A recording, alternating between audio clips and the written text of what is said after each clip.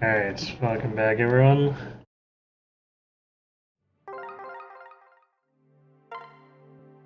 Tonight we're gonna squeeze in a little more practice.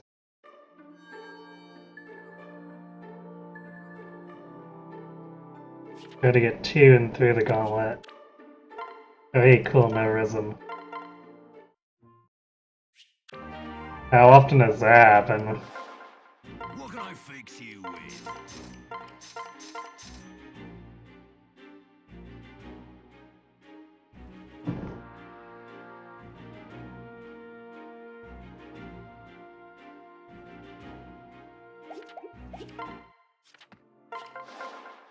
I carry only the finest.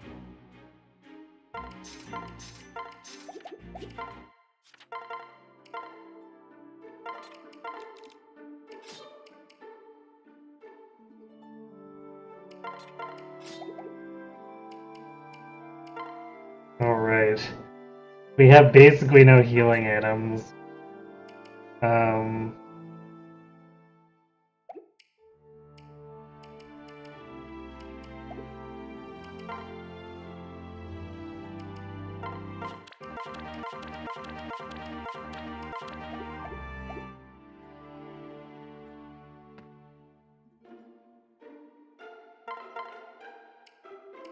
Might be tanky enough to forego it, but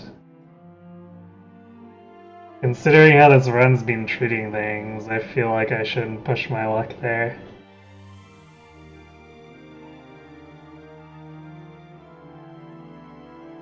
It's judging by my speedrun attempts not often enough. Yeah. What can I fix you with?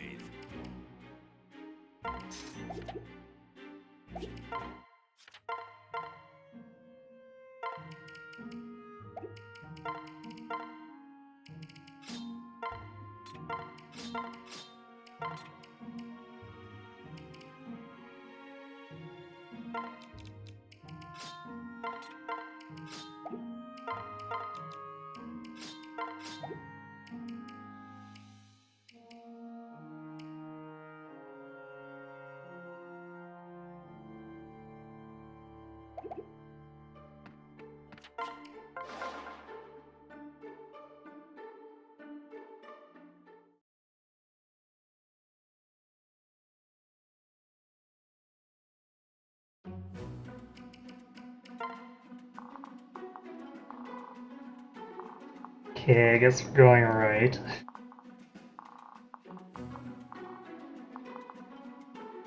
This largely ain't bad. The counter radius on Lucina is really annoying, but we should be able to clear the mux out fast enough that it won't matter too much.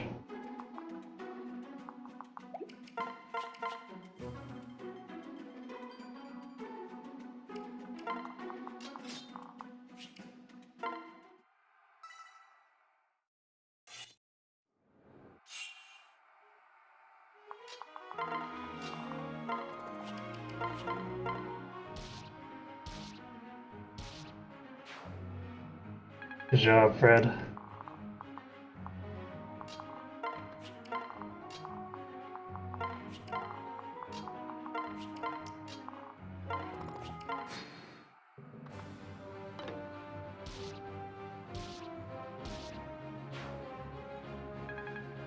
Okay then.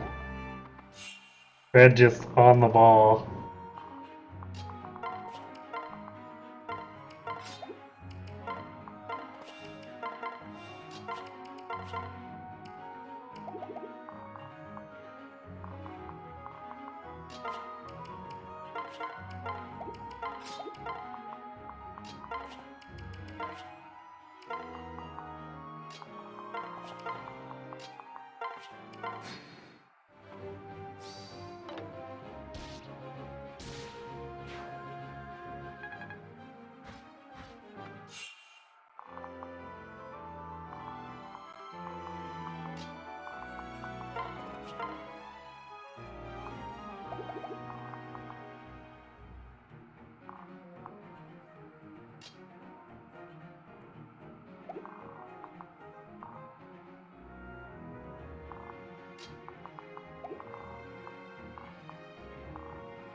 Do we want...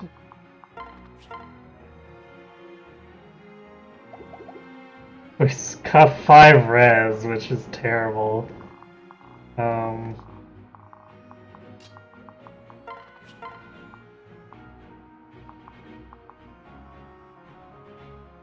guess we'll do this and have Fred bait the right side. Okay, well...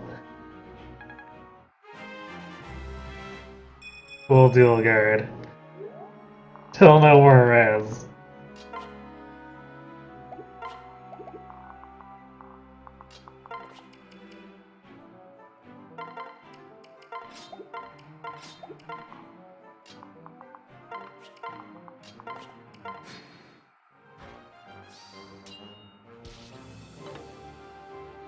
Veering with the dual guard too.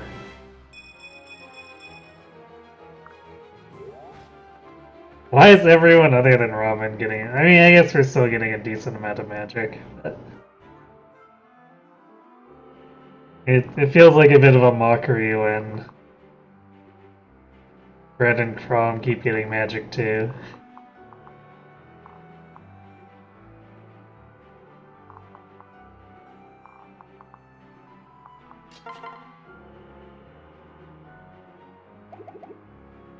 Hmm.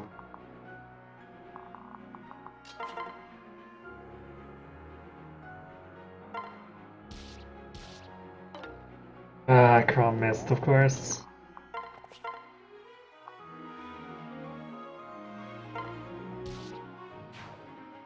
Yeah, set us back a little bit here.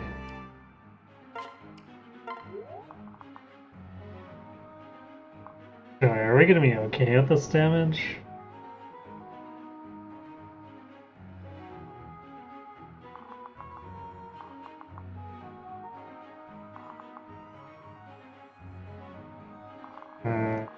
Maybe too much actually if we...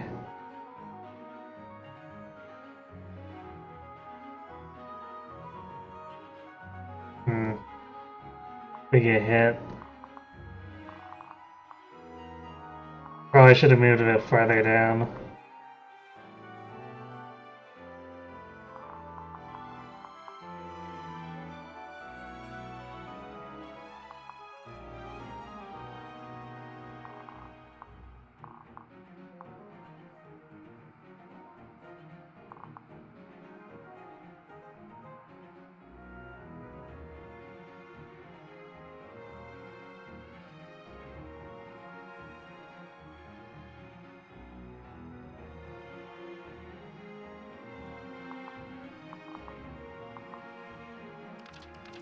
Okay, we're gonna try something ballsy.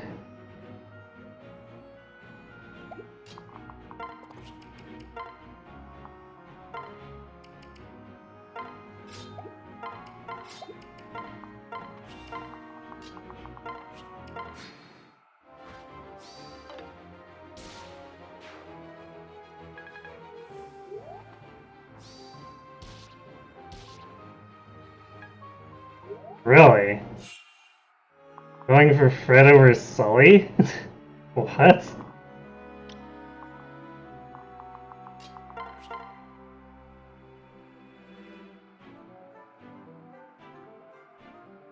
I guess probably because of the listed crit. That's gotta be it. I can't see why they would do anything else.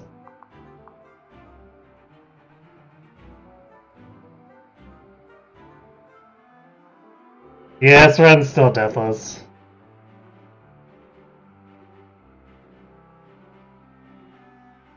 You're just watching an old cat stream, so you're weirded out seeing cat as my avatar.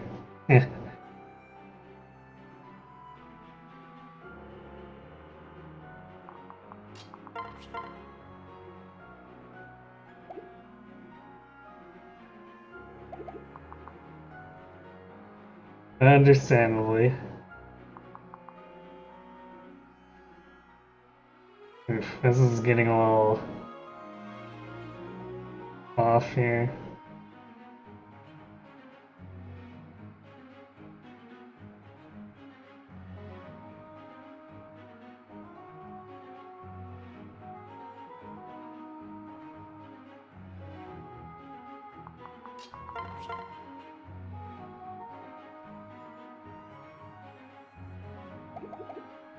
Because we're kind of in the same situation where if we take a hit from this guy, then we're vulnerable to dying.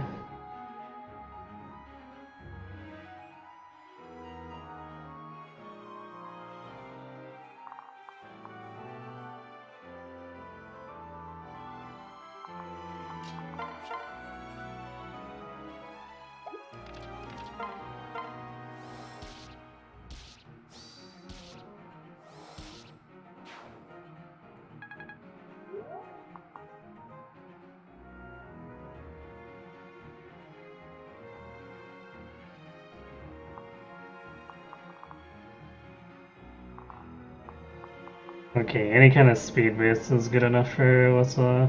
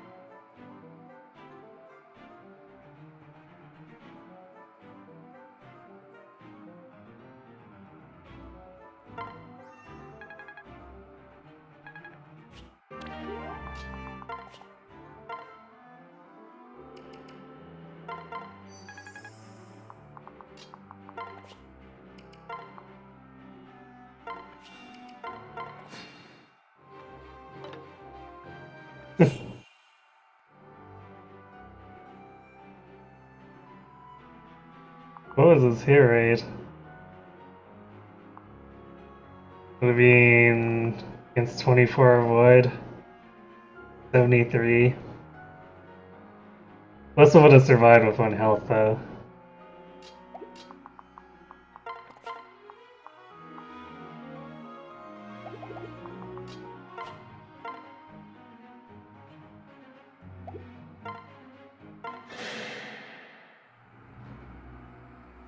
You can do this. Come on. My turn.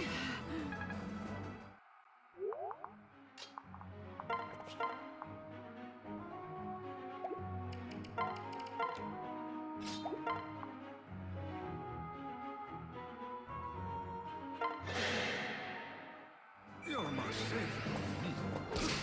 I am best.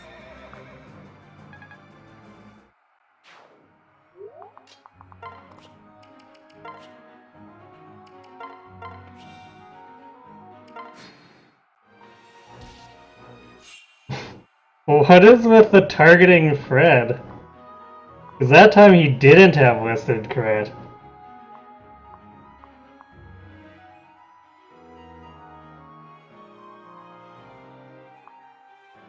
Like, he could have done 19 damage to Sully, but he... Well, I guess it'd be more than, or less than that since it's not a Luna Plus attack. He could have done 15 damage to Sully, but he chose to do 11 to Fred instead.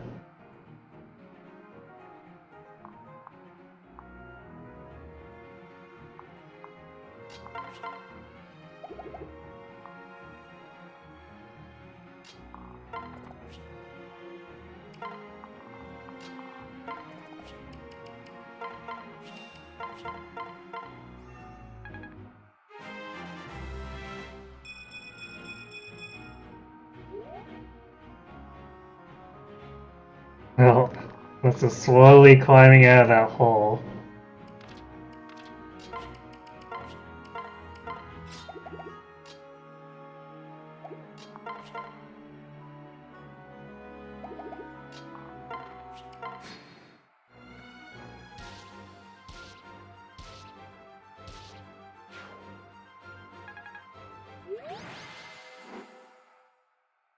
Okay, that was a touch sloppy.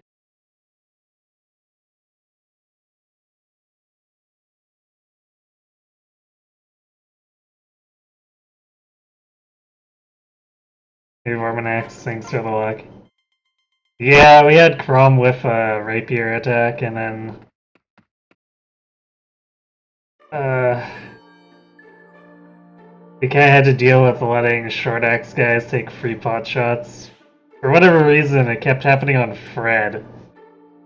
Even though they would have critically wounded either Sully or Alyssa when I was setting that up. Obviously not kill, but like 50% more damage than they'd be dealing to Fred or more. So it was a little weird.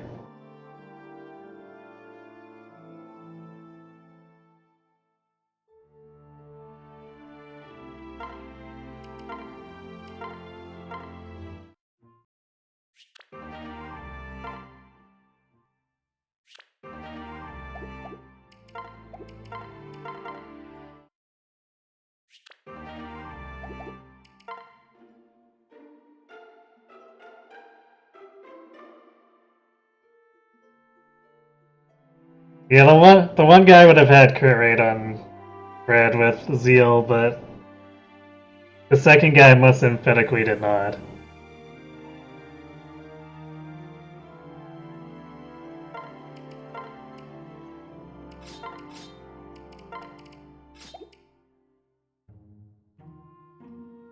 We're at 13 magic. Prom did gain 1 strength though. I think that should make the benchmarks if we want to do Flex plus 4.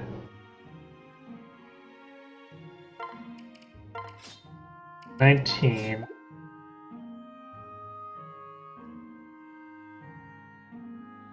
$15, and then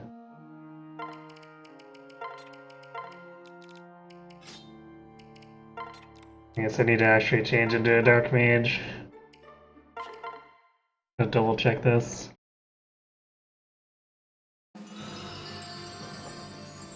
Yeah, I was really surprised because it was 15 damage to Sully versus 11 damage to Fred on the second one.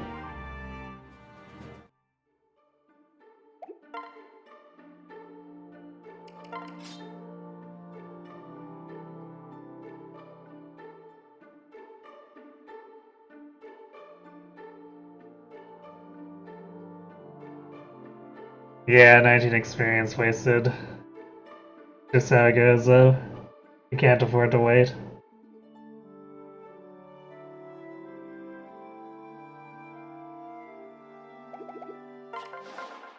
I carry only the finest.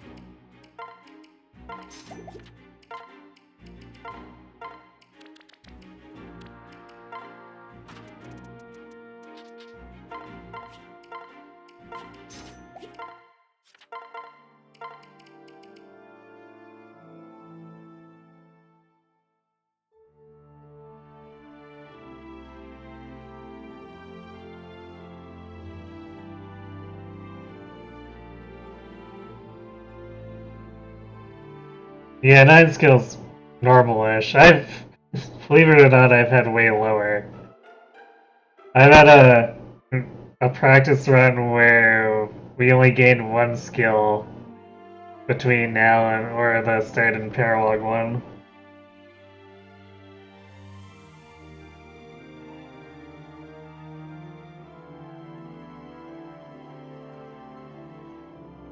Yeah, stats are a little bit better, but of course we were climbing out of a hole, so you know. The magic's just slightly before average now, which I guess is kind of an impressive recovery.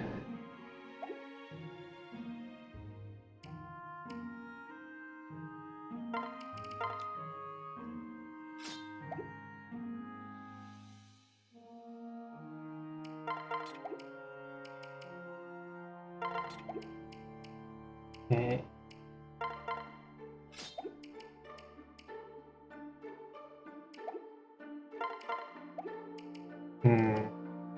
Thief's probably too high to be using.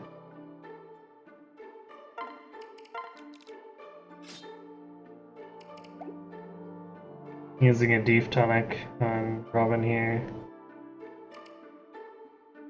I might even have to consider giving it to Fred.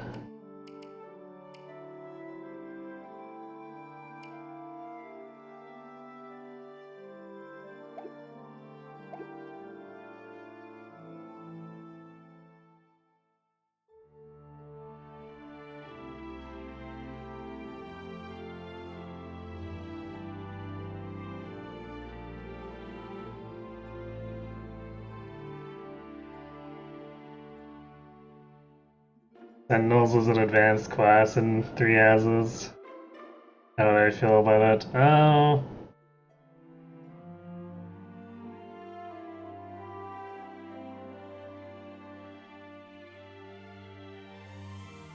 I'm not sure if I'd really care for it either.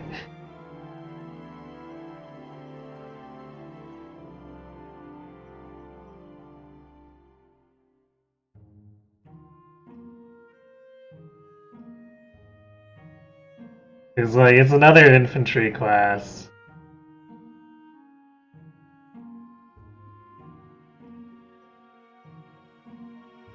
You know, like, crit plus 10 wouldn't really be anything great for it.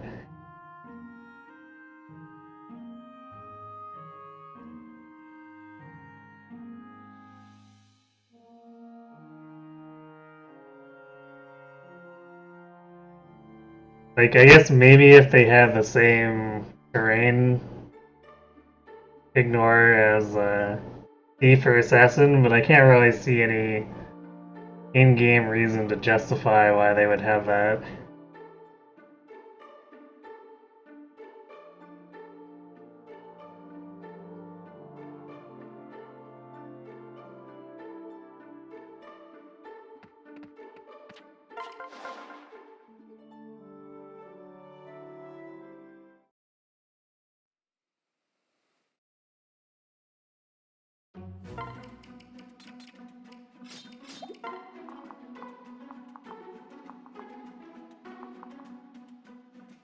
Travis is annoying here, but he can deal with it.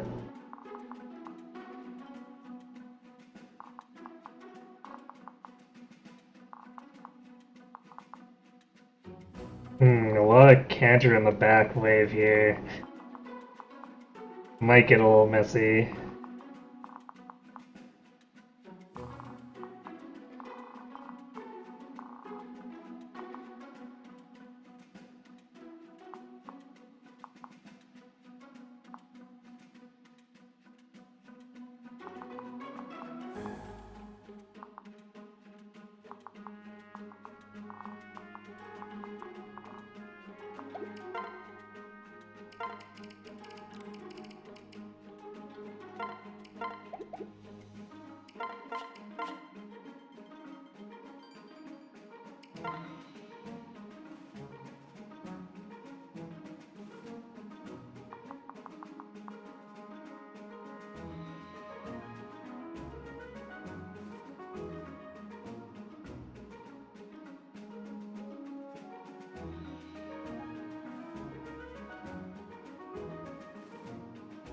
Yeah, it is a little odd that they don't have a Lancefoot class. I mean, I guess aside from Dimitri's personal class. And maybe that's why they didn't do it. At least it kind of makes me think of Sacred Stones with, like, you know how Ephraim is a Lance Infantry and there's no other player Lance Infantry really aside from, I guess, Amelia, who is, well, who is Amelia, basically.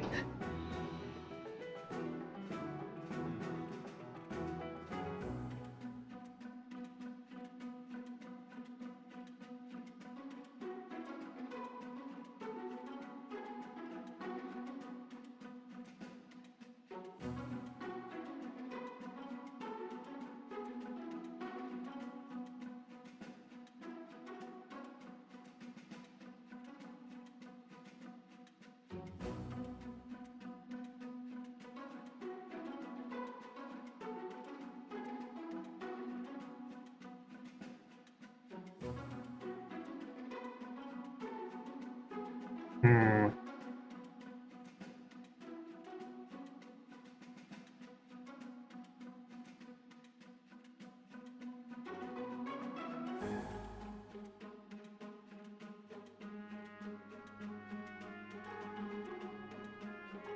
A combat art that can't do or cancels out anything other than Dragon Skinner effectiveness.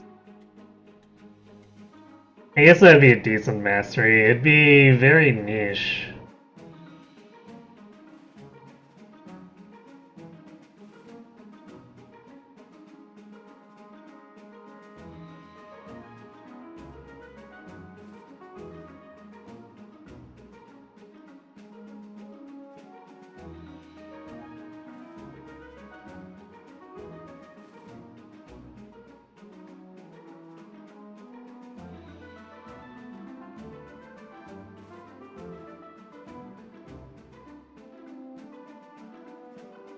I suppose there are some enemies you really don't want a chance of miracle proc on, but it's not like they're all over the game either. And if you're really worried about it, you can also do like outranging with curve shots or use brave attacks.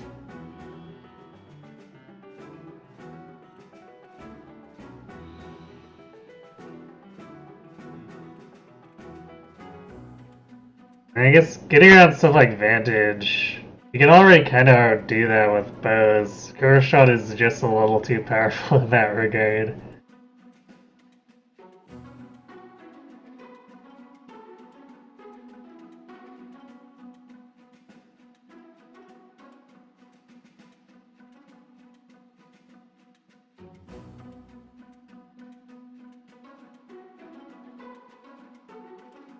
I guess the most useful thing I could see that you wouldn't really be able to do with outranging or whatnot would be to cancel out something like Pavis or Aegis.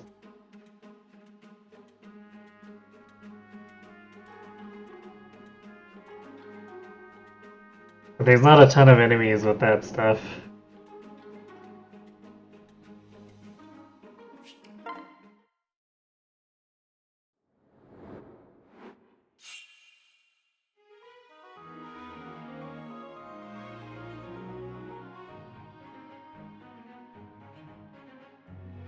Yeah, I guess it might be okay canceling out against the void stacking enemies. Most of the void stackers do it at against ranged attacks, so like keen intuition and whatnot.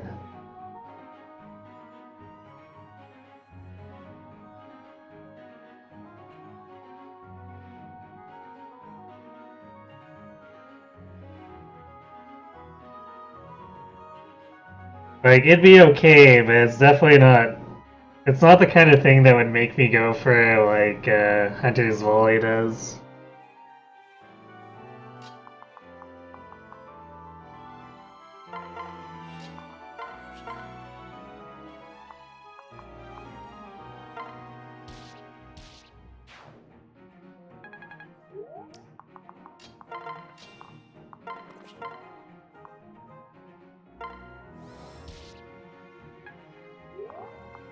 Well, there's only a 20% chance of critting, so.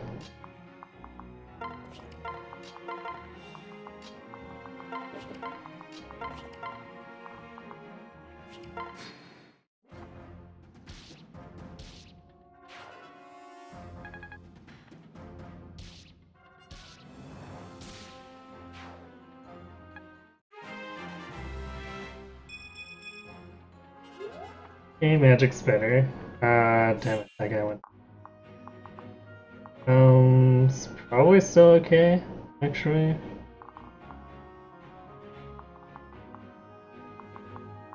Because this guy's out of range.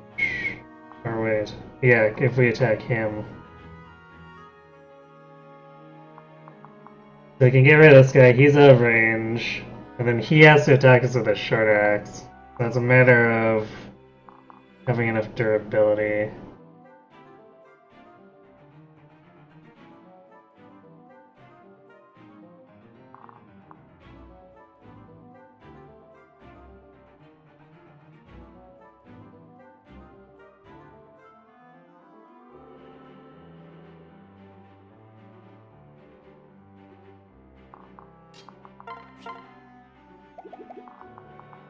Which I guess 28, 25, and 22. So 14, 11, 25 plus 8, 33. Damn it. Just a little short.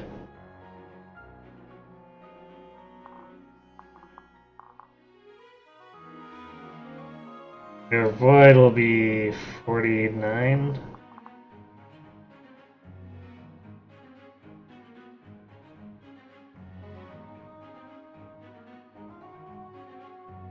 Guy's hit is actually 90 after gamble.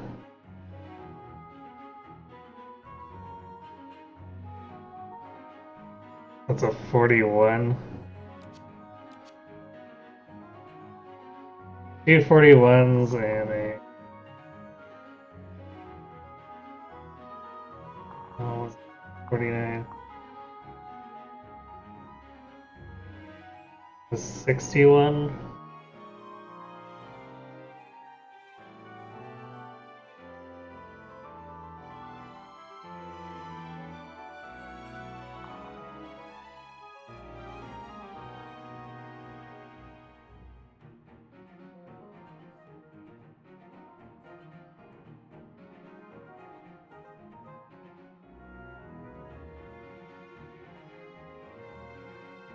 Alternatively, we could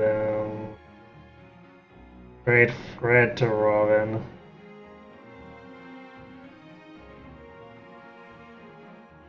Which, what that healing is gonna give us,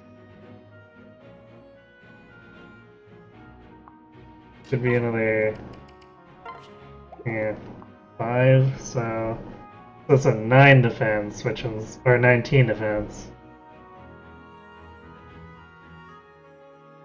Instead has us take 9 plus 6 plus 3.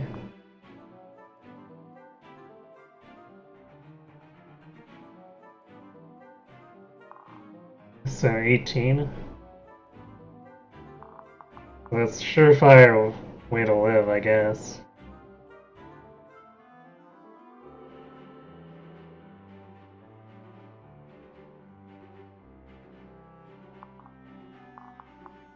And we'll still be fast enough to double all of them, so... I guess partner swapping is better than actually healing.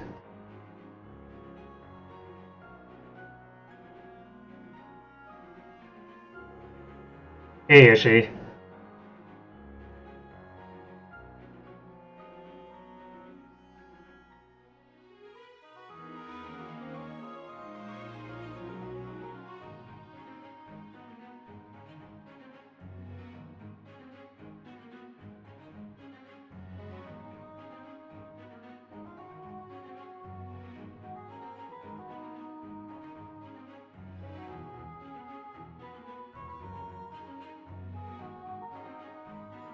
Wait, but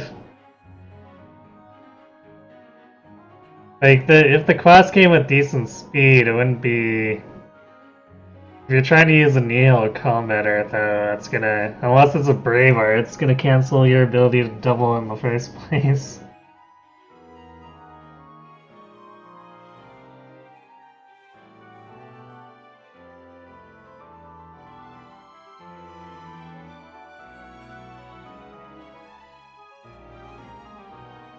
Oh, I see. You're talking about if they had an inherent desperation. I don't know. 3 houses feels like not as necessary to, or as easy to set that kind of stuff up as in, like, say, Hero is.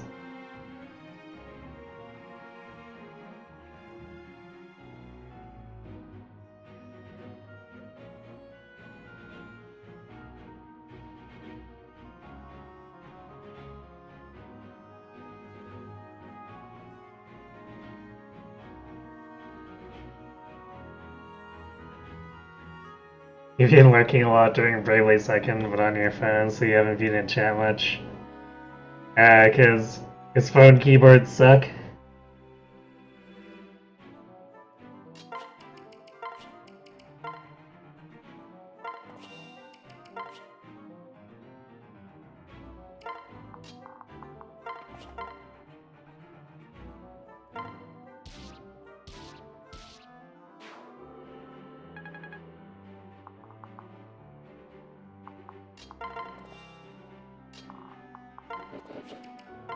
Okay, this is ridiculously hyper-aggressive. Hopefully it doesn't become an issue.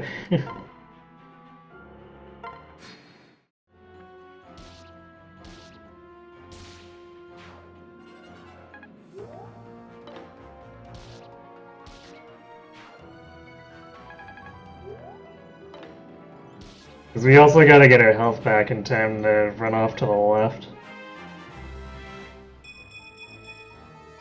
Nice magic, though. I guess this guy's not even at the door, so we're probably okay.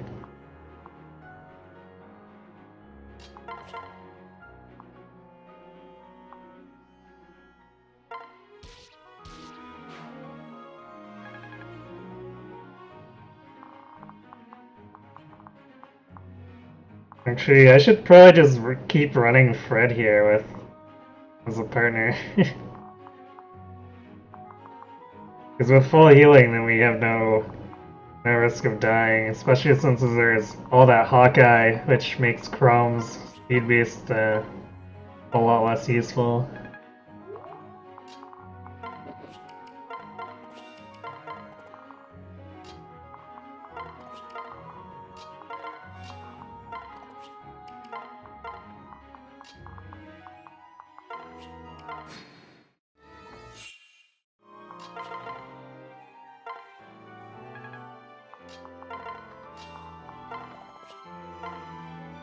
Also, I left the Javelin equipped for some reason, which was really silly of me.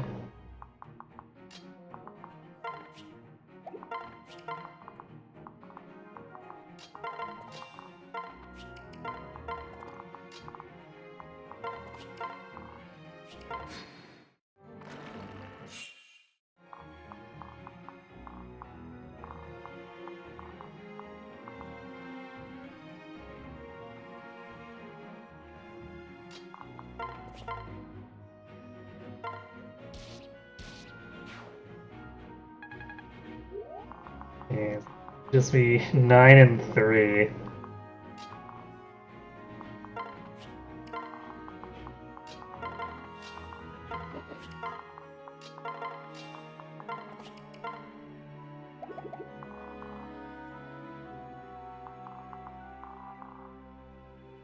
Actually, I don't know if I want to try to use Donald to bait this guy to the right now. Although I wouldn't really want him in the woods.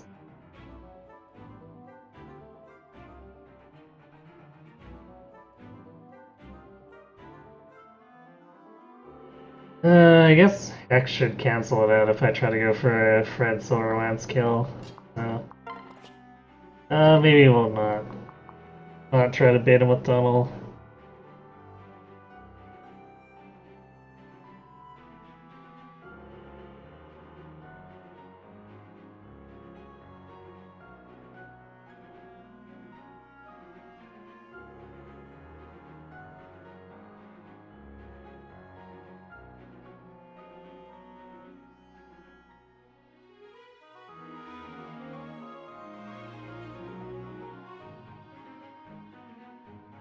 Yeah, I mean, Desperation wouldn't be terrible to set up, but it's kind of an inconvenience when there's not a lot of incentive to do it, at least with bows being as broken as they are in Three Houses. And I guess a Desperation user with a lance like that would also be kind of competing with Vengeance users.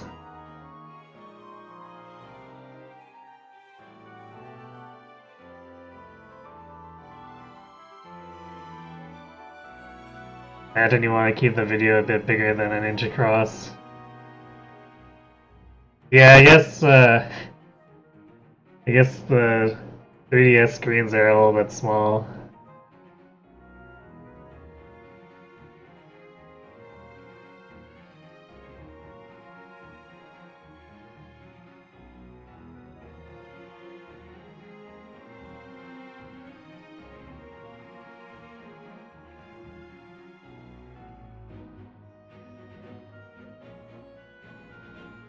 I guess it's too bad there's not really any better way to do the two screens and make them readable.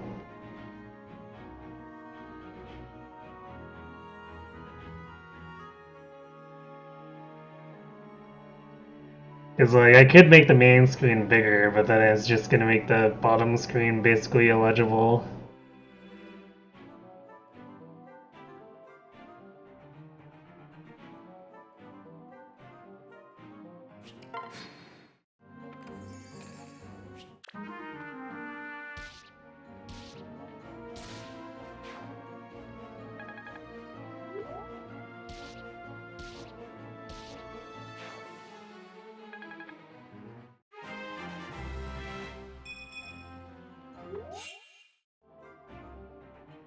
It's a shame Twitch doesn't have better support for different aspect ratios. Yeah, although at the same time, the software would also have to be able to deal with it.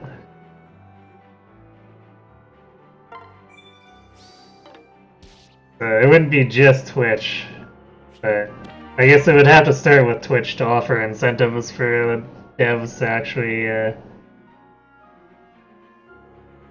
build their streaming software around being able to do that stuff.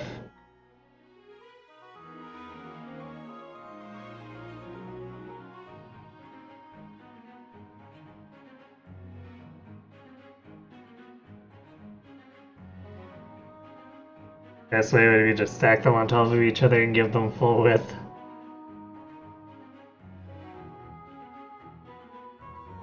Yeah, because then that would make it, like, that would do it vertically. Which...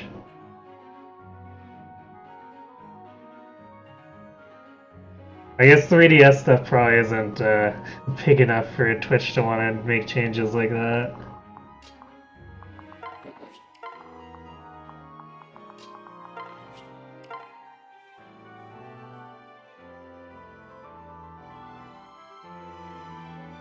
Although, funnily enough, there is one game where that kind of works. And it's actually on the list for nomination too. I forgot that it was even like that too until I was looking up some additional material for it. It's the Hotel Dusk game because it's basically a visual novel, and what they do is they make you hold the DS sideways, so it's like a book.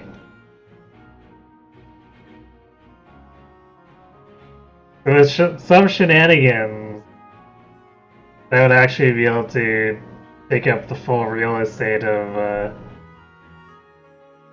normal aspect ratio without looking really weird.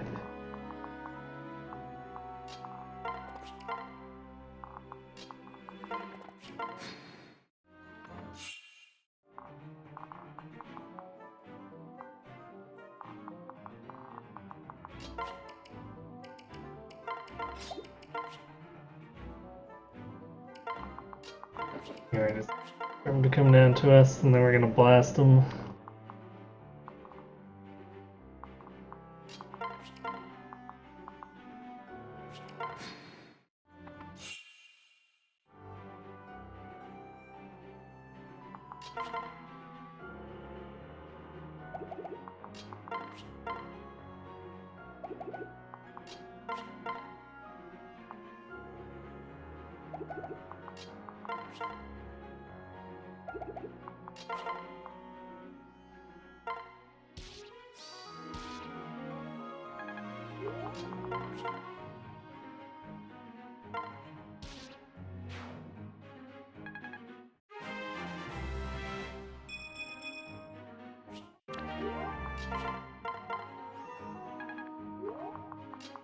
X is so good when we're at a time where everyone's hit is a little bit sketch at times.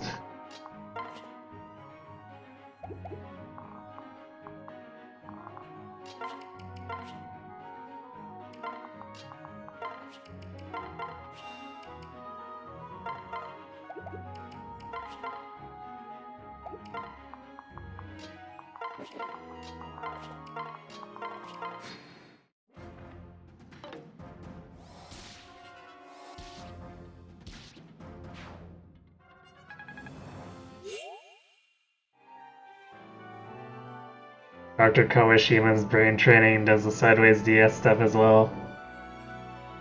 Cool.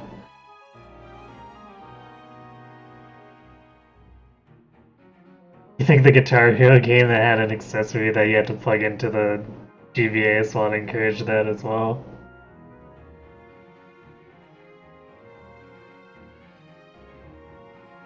Yeah, I wouldn't doubt it. It'd be hard to use it otherwise if it's in the GBA slot.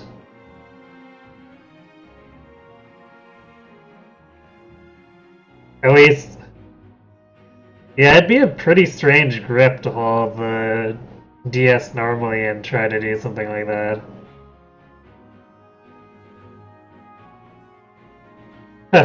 On a side note to that, I can't believe they thought or wanted to do a Game Boy Advance Guitar Hero.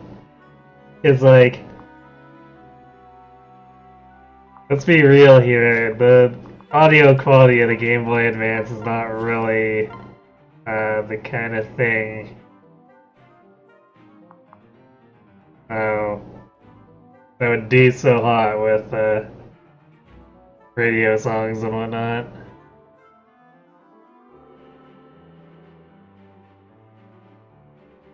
Never owned it, but you saw the dongle and thought it was so bizarre. Yeah, I remember seeing it for sale in EB Games a few times, but I was never interested enough to try it.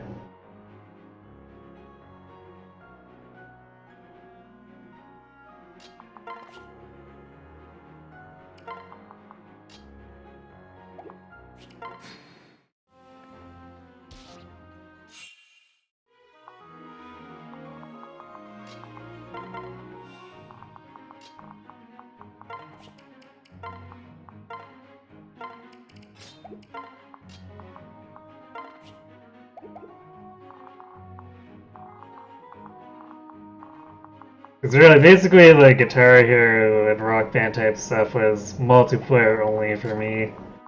I never did much with it when I didn't have other people around to play it with.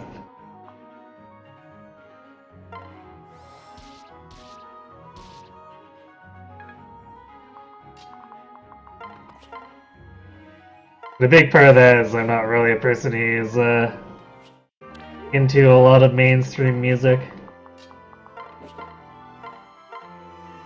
So I was very on probably about 90% of the track list.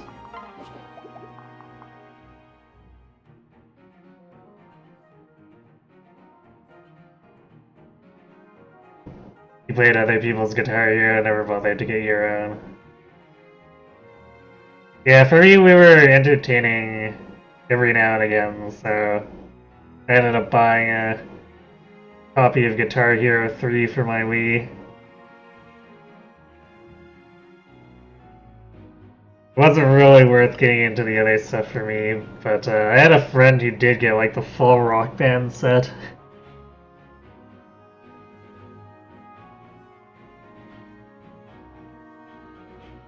Hey, Pepita.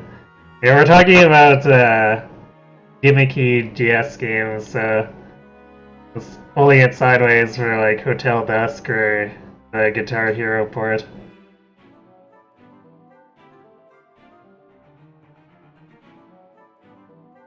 Or yeah, sorry, the DS engineering I don't think would have been as good. I don't know why I said GBA.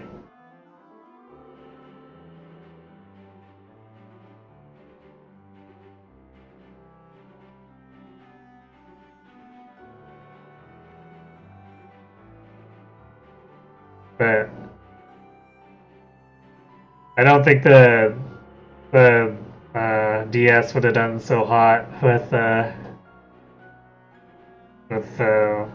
mainstream radio songs.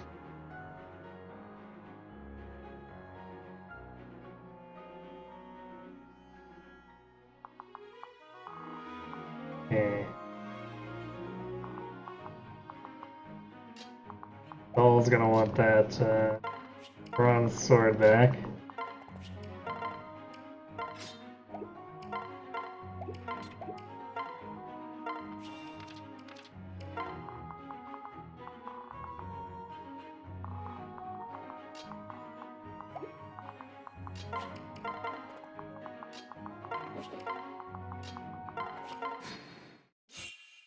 And Donald can go almost kill himself from exhaustion trying to murder this man.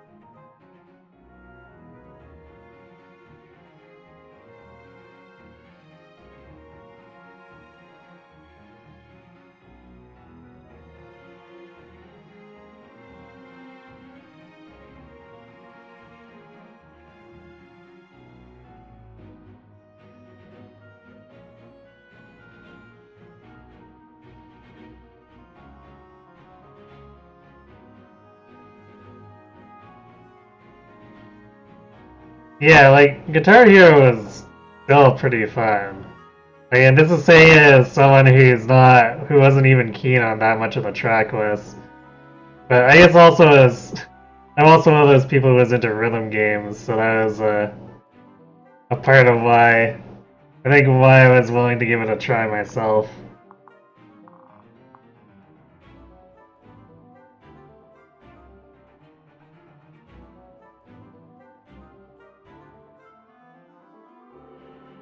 But it had the same issues that other rhythm games fell into that really annoyed me in the end is that like it decided that you needed to hit every beat.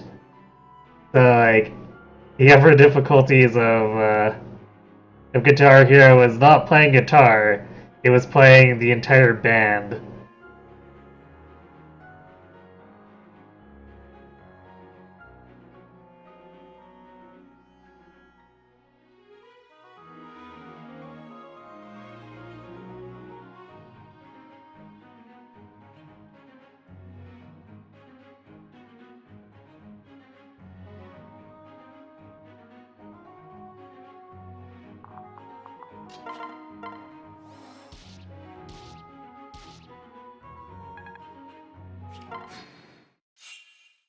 It cut a fill chart somehow. Yeah, apparently.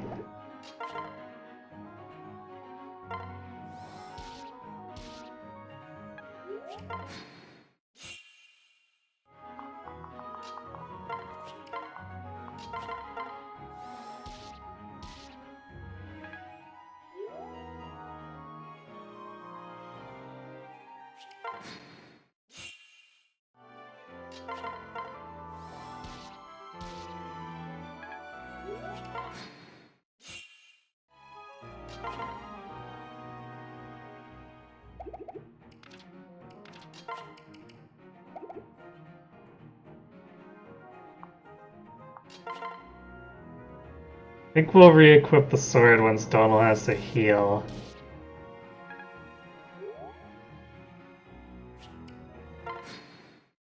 Actually, we could maybe even do it now, because of that extra little bit Donald got for dual striking for Chrom.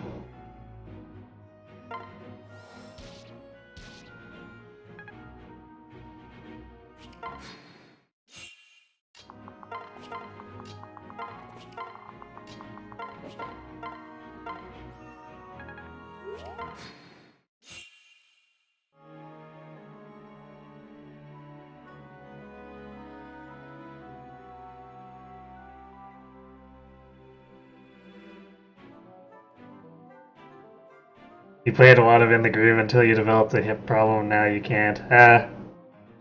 Sucks to hear that. I used to play a lot of DDR and, I guess I played In the Groove for a while, but then they got, slapped with copyright. And it was, impossible to find it in the arcades around here. I think my PlayStation 2 version of In the Groove is basically at the point where I've killed the disc. It has trouble reading it. But I did, I guess, more so DDR and Stepmania. I guess Stepmania you can import into Groove stuff too, but I never bothered to get that. Largely because I got kind of old. I was having difficulty with DDR songs, never mind the In the Groove stuff.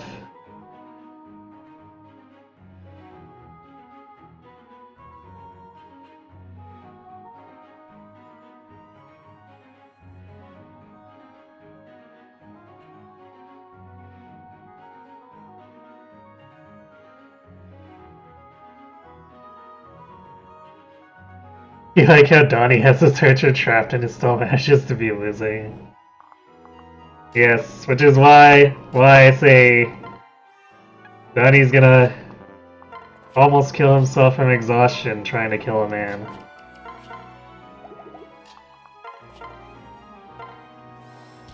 Come on, Donnie, keep doing it. Just like threshing wheat, except you're threshing a person.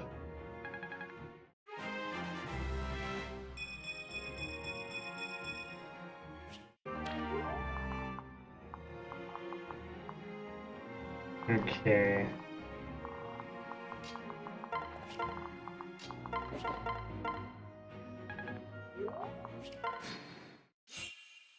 Yes, threshing people. It's not my idea either. It's like Krom says it. He's like, it's not much more different than swinging a scythe or something like that, which is kind of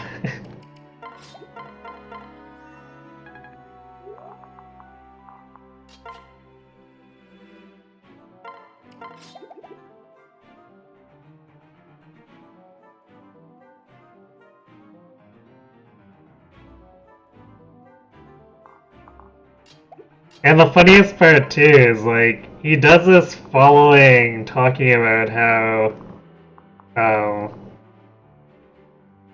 how his father did forced conscriptions for farmers, and then Krom comes in and he's like, "Hey, let's convince this farmer kid to fight for us."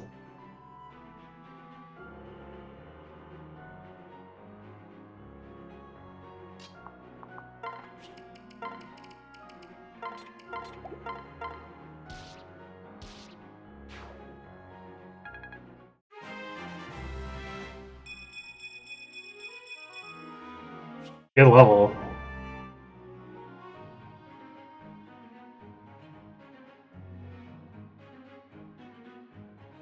Well, I wouldn't really count it as a death, but my general rule when I do this is that if I'm gonna play a chapter and there's a recruitable character, I have to try to get them.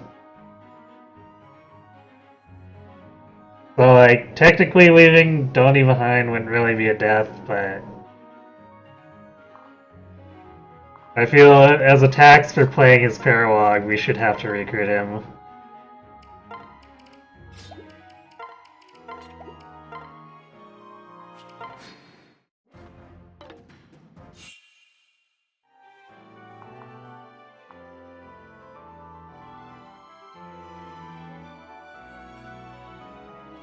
Yeah, once we have Donald safe and sound, or yeah, after this we'll have Donald safe and secured on the bench.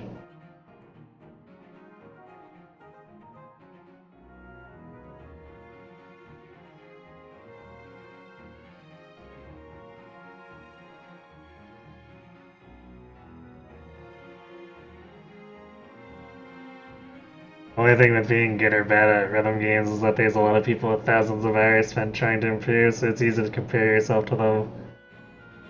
Yeah, that's like, especially with because I played DDR when it was big on like the North American arcade scene, which is like way behind Asia, but it was kind of just the right time for me to be doing it when I was growing up.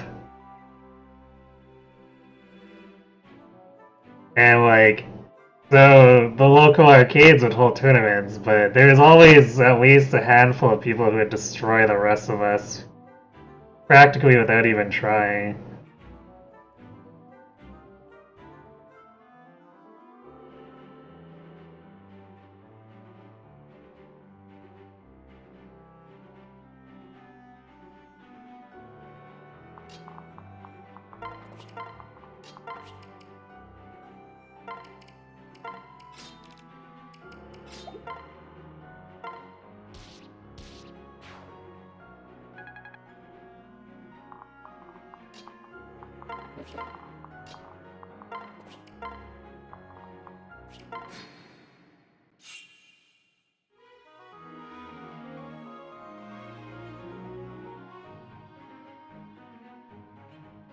The only thing certain in his life, death and paralog taxes.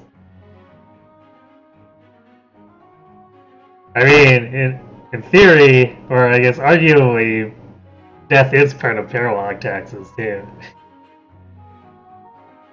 You were good enough I didn't agree with that, or where anyone not playing dance games would think you were completely insane, but compared to the best players, you're a baby who still had to learn how to move. Yeah, that sounds like me with DDR. Like, I could play songs on the top difficulty, so anyone untrained would think it's pretty intense, but like compared to the like I said, those people who always won the tournaments, yeah, I just couldn't do anything against them.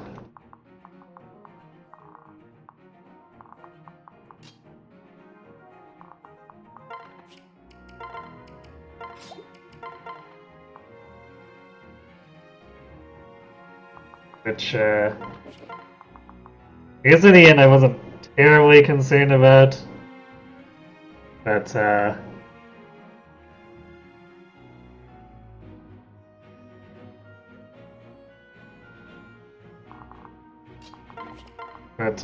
problem for me was eventually I started having old man syndrome where I physically couldn't keep up with what I used to be able to do.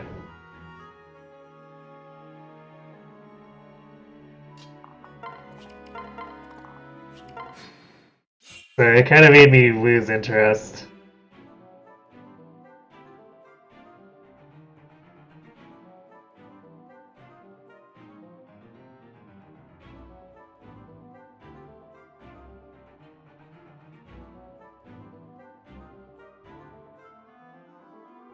She went total tie, there's no paralog tax. I mean, sort of, but not quite.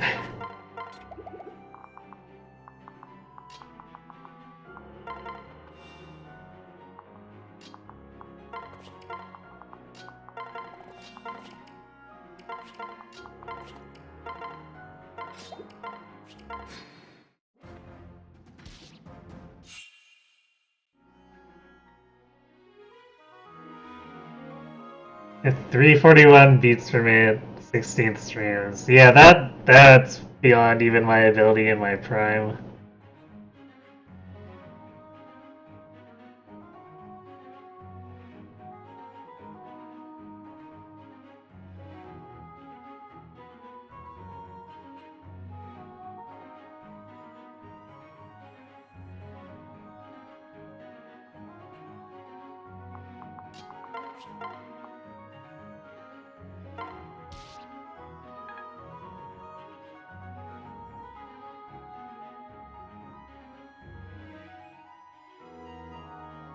Beyond anyone's ability in their prime if they aren't mad. I don't know. I want to say some of the stuff I've seen out of Korea they could maybe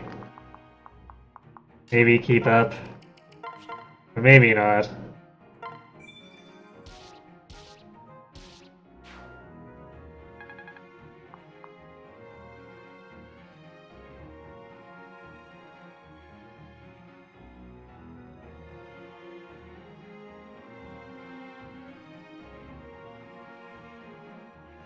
Alright, Pavita. Thanks for popping in.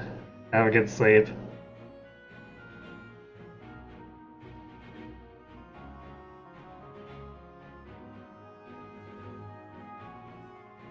Sounds like the kind of thing where you have to find multiple keys to the same button because it's impossible to mash a single button that fast.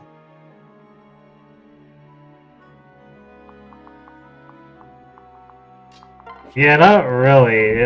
I mean, it does.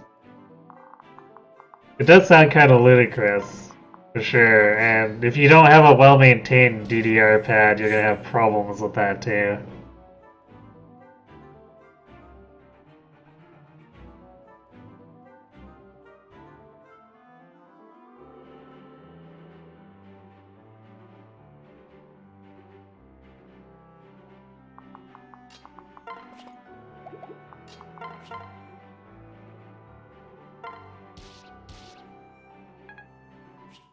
Aha! Sea swords.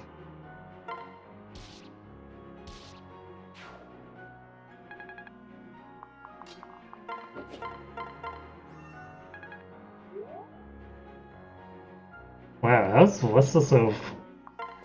How's what's this so far behind in experience? I mean, I guess our deep's been pretty good, but.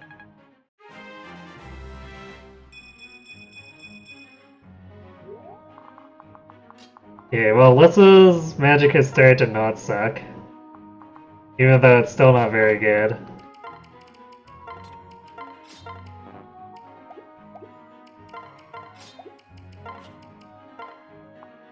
It's definitely more workable than it was, where it was still at base at level 5 or 6.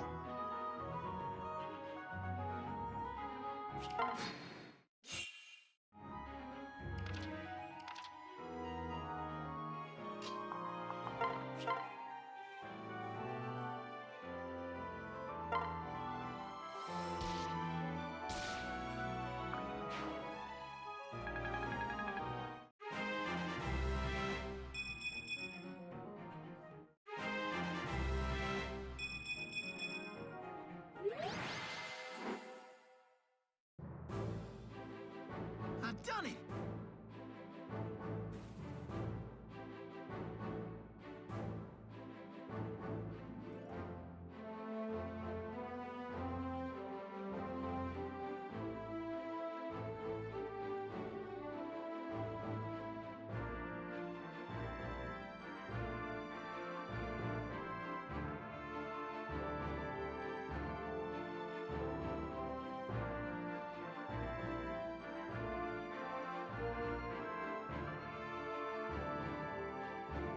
Might be underestimating how much 340 is. I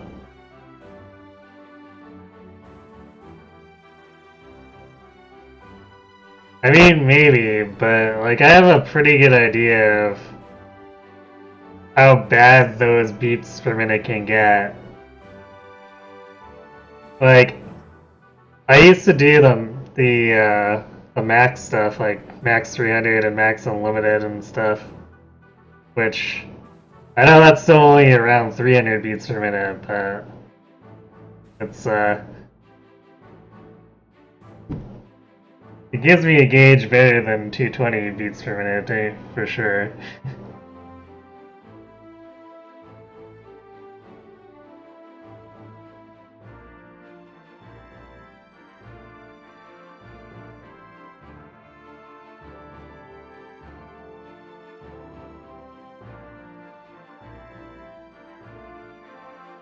Alright, good night, Gwen.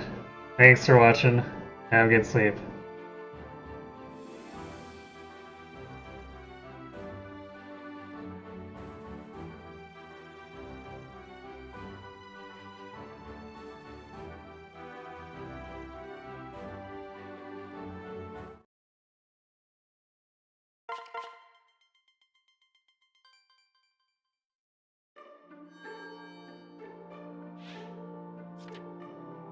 Yeah, I'm aware the max 300's not the full 16th streams.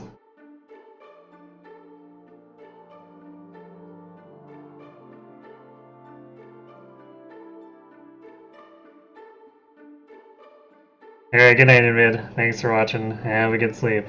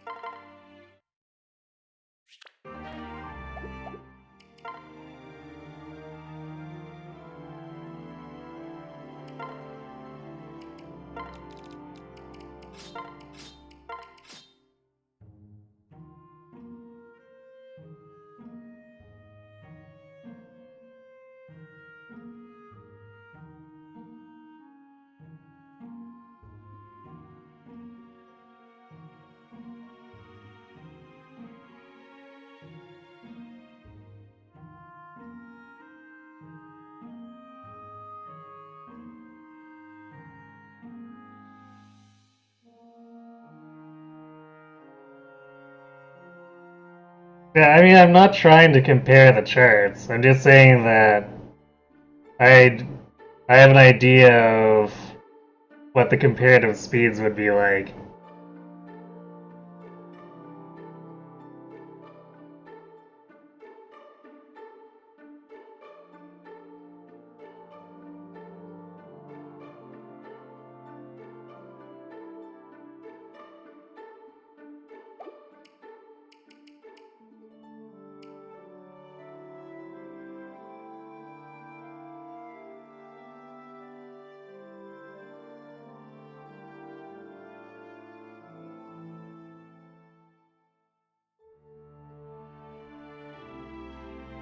Like, I understand that's well beyond my ability, but I also have seen like a lot of Korean players who would absolutely destroyed me even if they were blindfolded, so you know.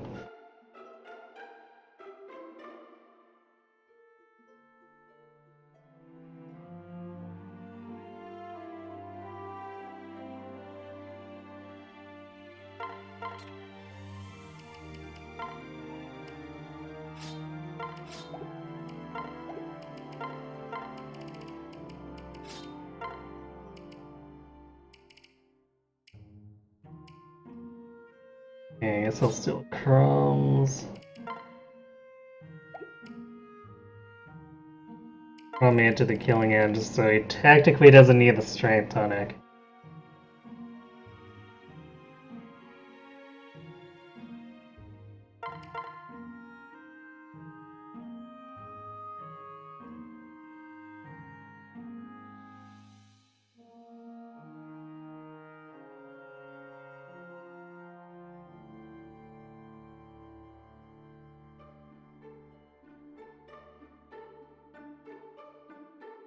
So you haven't been paying much attention, you're in a call with friends and associates. No problem at all night.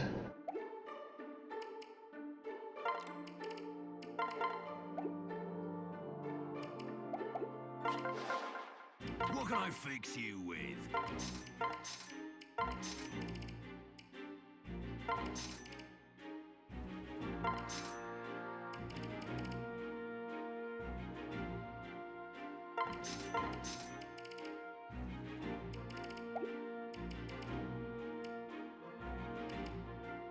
Finding that vulnerable is actually kind of a setback.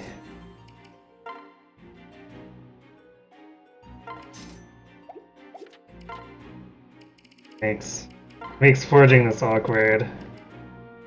Since even though we got the killer lance, it means we have to sell off extra stuff. Too bad we didn't gain 2 more magic, because then it would have made the cost a non-issue.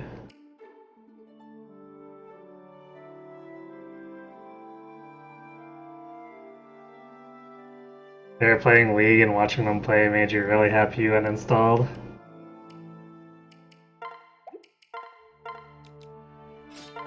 The usual shenanigans, I assume.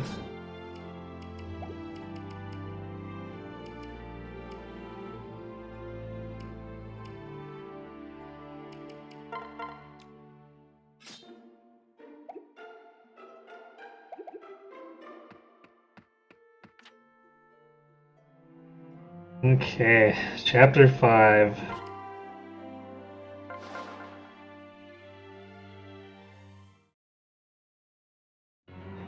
My stats aren't in the best position either. I mean, they could be worse, but...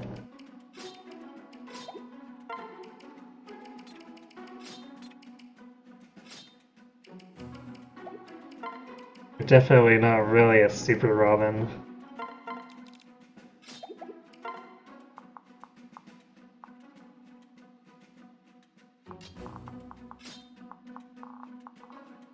Well, the abnormally high durability should help us. Depending, I guess.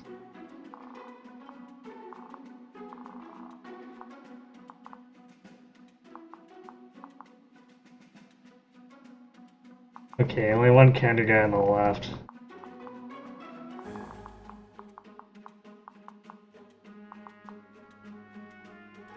Anathema on this guy, so we'll have to throw long Q at Simia.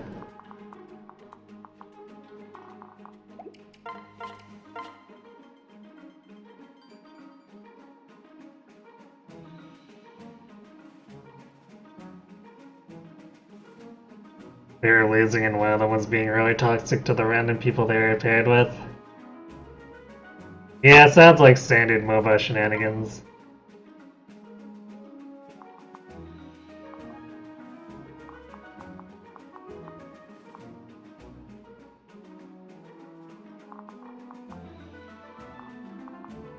Oh, wow, yeah, 18 deef.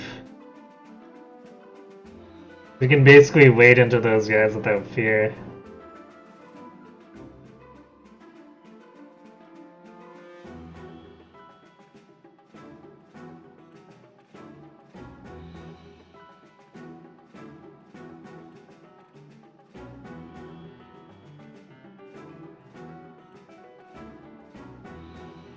Yeah, I mean, MOBAs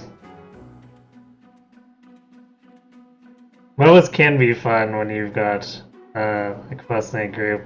The caveat is that it can still be a problem with close-knit groups too. It's kind of got like the Mario Party syndrome, except it's co-op, I suppose, where uh,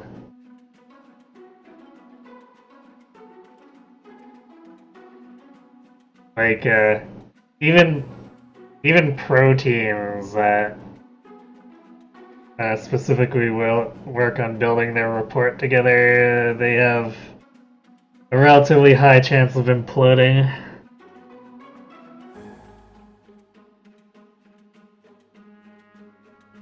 Not just a group of five good sports. Yeah.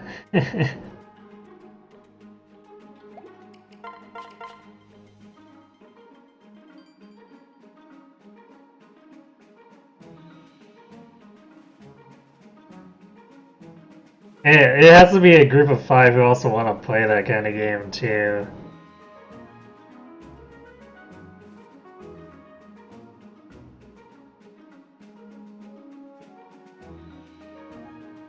Because like with the few MOBAs I've gotten into, I don't think anyone else has really stuck with it.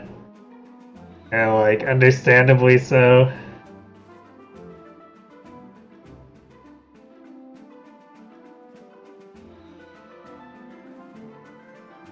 Their pro team, they'd probably try harding a bit too much for conventional stability. Maybe, but on the other hand, they're also putting extra effort in to maintaining the stability. But yeah, I suppose it is easier to get upset when your career is on the line.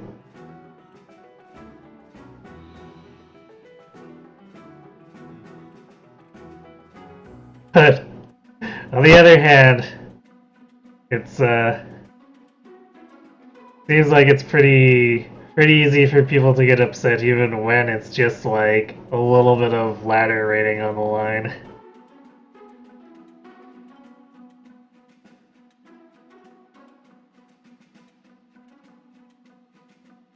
Why you would never want to be a pro MOBA gamer.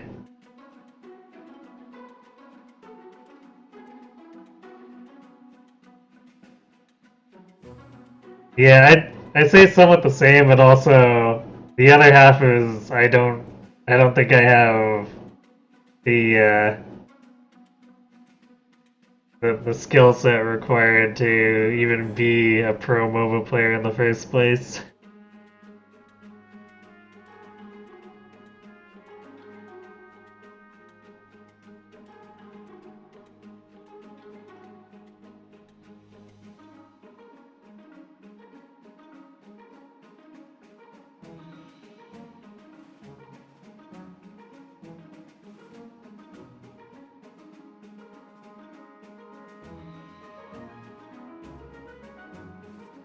Maybe having thousands of dollars depend on a single match would suck. Exams are stressful enough.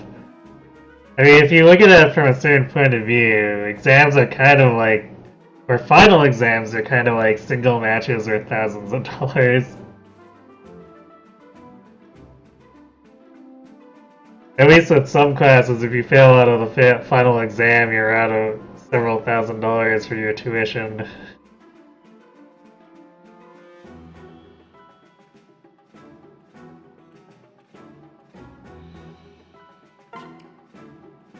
And up here.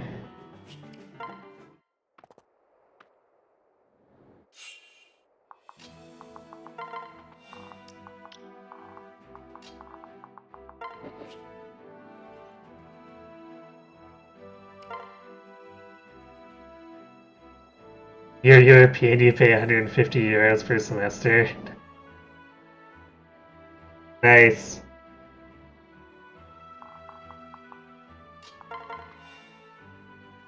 I'll admit I'm a little bit jealous of that, because, uh, my university definitely gouged me pretty hard.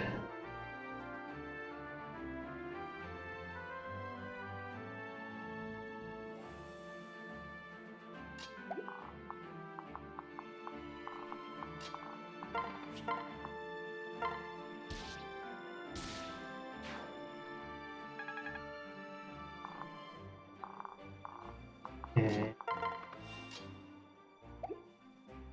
6 range.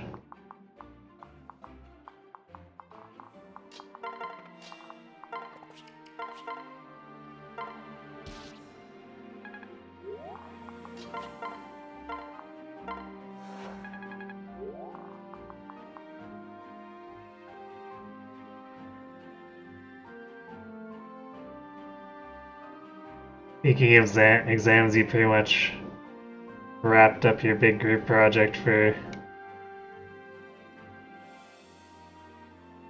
How's that? I-308, I assume that's that introductory course with that very eccentric professor.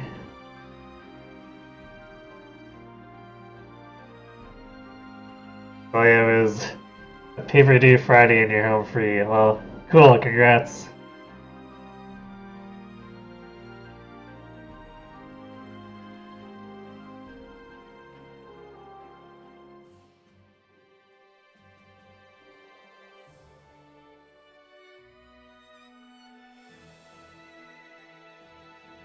You don't have final exams either. Each lecture just has one exam that makes the entire grade.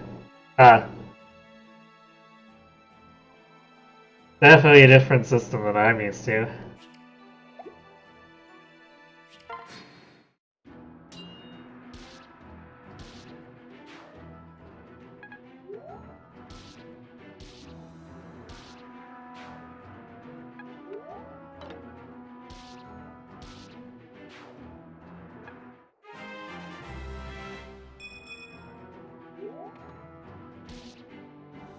Hooray, Sumia didn't explode.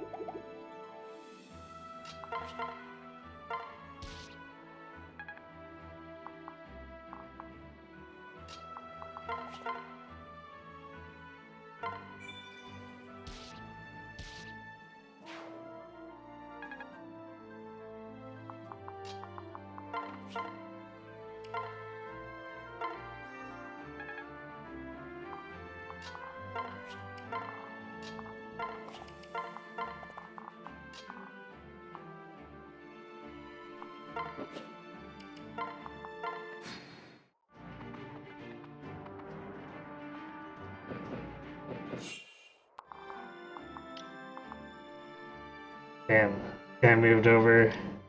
I was hoping by keeping Virion on the right, this guy would stay either center or, on the right. I was hoping by keeping Virion on the right, this guy would stay either center or, on, or on the right.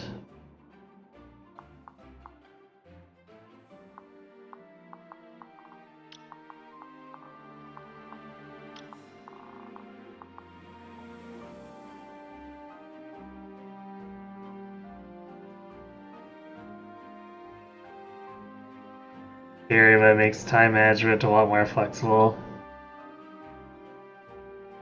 Well, that's cool then.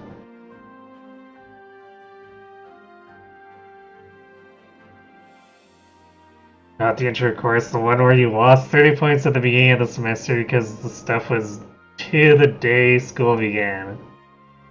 Wait, so you had like 2 eccentric professors? Because that, like, losing 30 points on stuff that's due as soon as the semester begins, that's pretty sketch.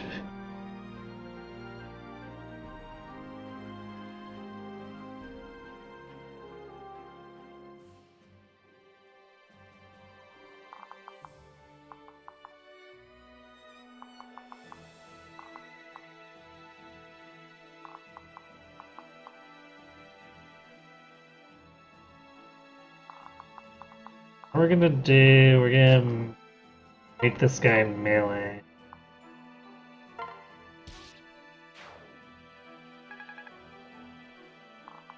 We'll draw this guy out.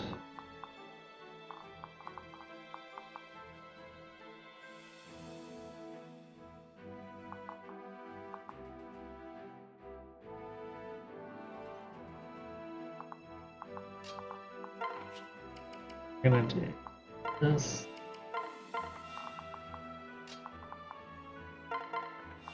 That.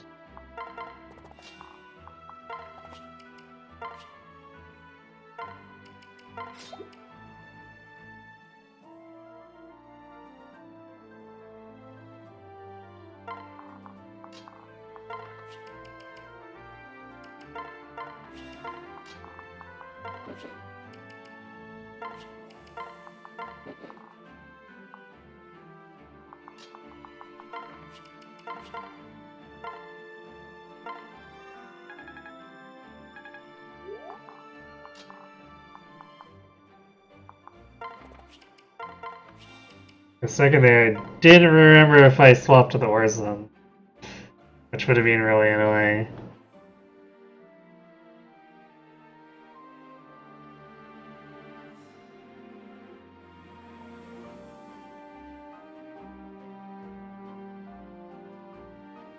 He had 2 pretty insane teachers. Oh, I'm really sorry to hear that. Because some of those things you were saying about those classes is pretty off the wall. Like, I don't know if your teachers were smoking up or what, but I definitely had questions about what they were thinking.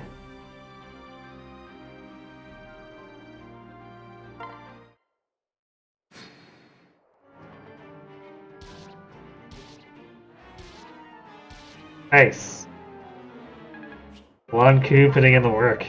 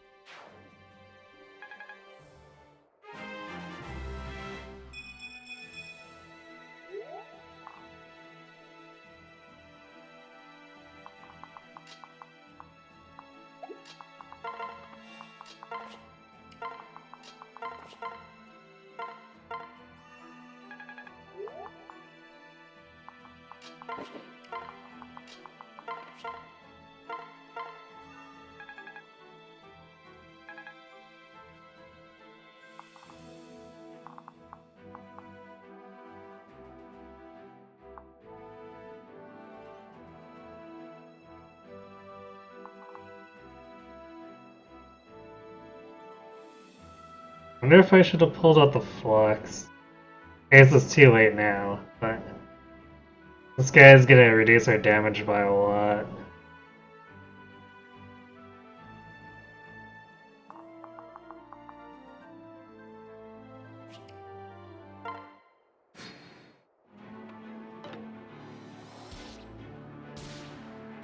Never mind, Crom's just gonna explode him.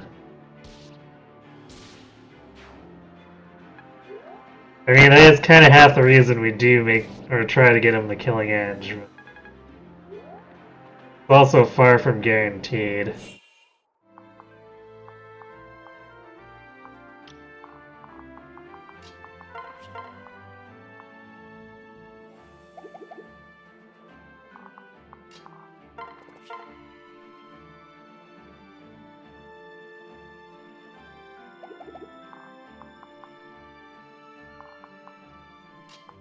I guess, actually, we're gonna do this. We're gonna kill him and then have Fred javelin this guy.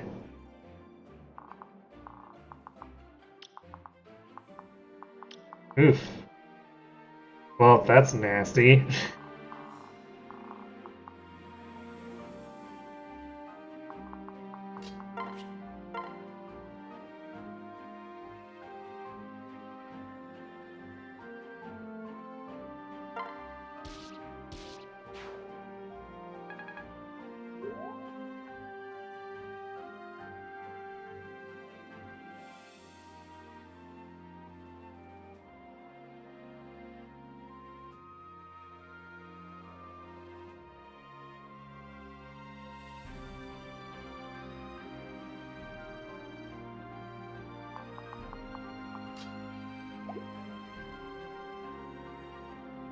You only have 1 year left.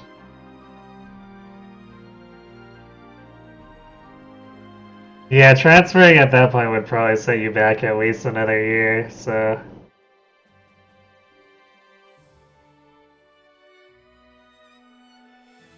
I guess probably the best you can do is keep an eagle eye out for his not so great profs and try to avoid them.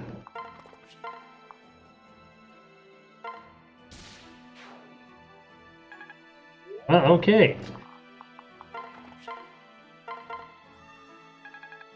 Solidarity too strong.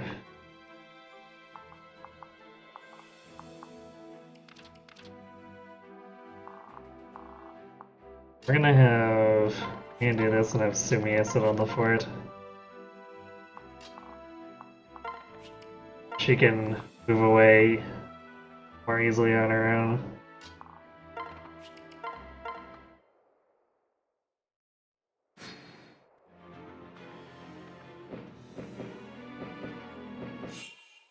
Okay, what else have we got here? That guy's got canter. That guy does not. That guy does not. Hmm.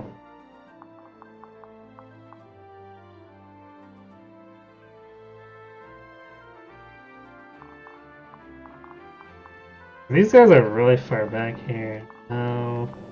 Damn, if I could reach this guy. Although, let's see, how much damage would we take? Because this Hawkeye Winter Plus guy is actually kind of scary. Do 19. Wait, 19, 10, 5. That's 34, which we do survive. But then we got oops, this guy coming down. These guys coming off here. So I almost want to kill these two. Push in here and kill these two. And let Fred kind of deal with these guys.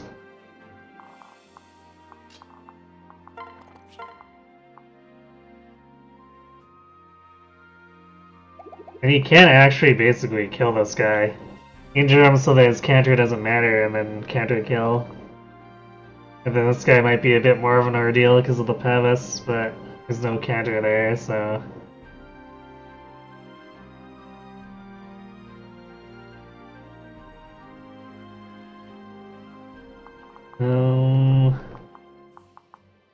And I've definitely had sketchier plans before.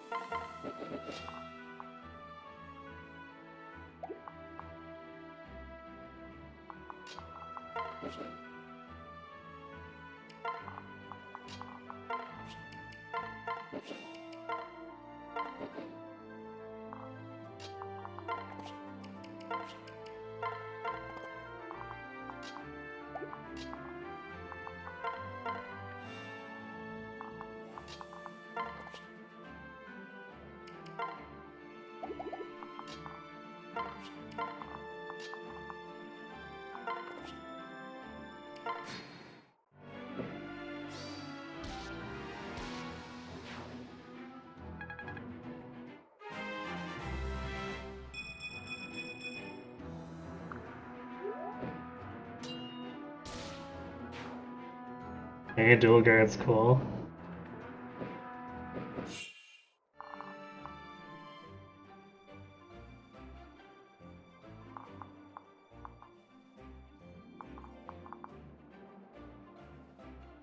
Okay, so Fred would take 0 from these guys. And this guy would have 29 effective attacks, so he'd take 9. I guess the only thing is we're going to be burning javelin uses, which is not great. But let's just clean this up. I guess alternatively I just do the unequip shenanigans that we've done in the past. In which case he takes 3, 3, and 8.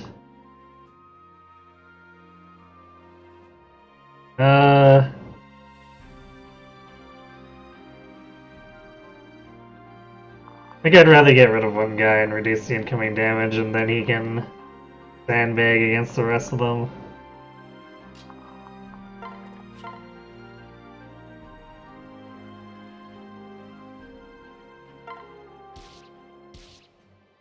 Wow, Virian's trying to get in on the action.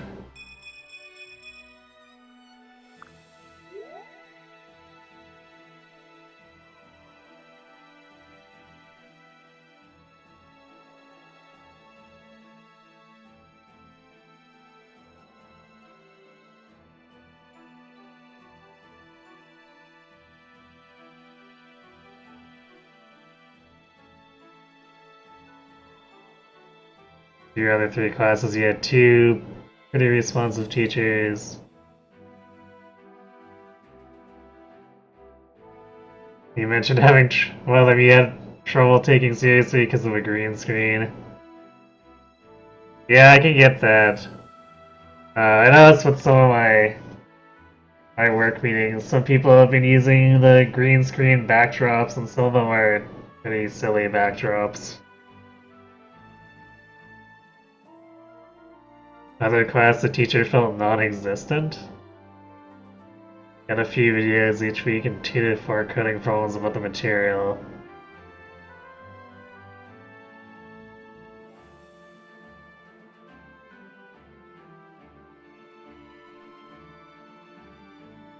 It's pretty nice because you had a friend in the same class and you just worked together and everything. Yeah, that sounds pretty cool.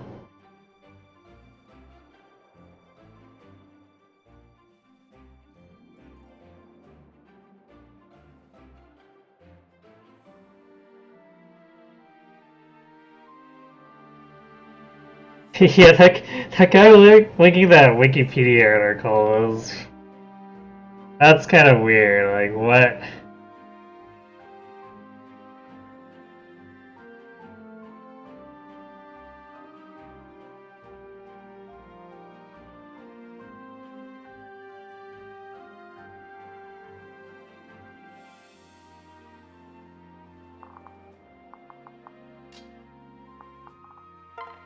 Take back so that we can do this.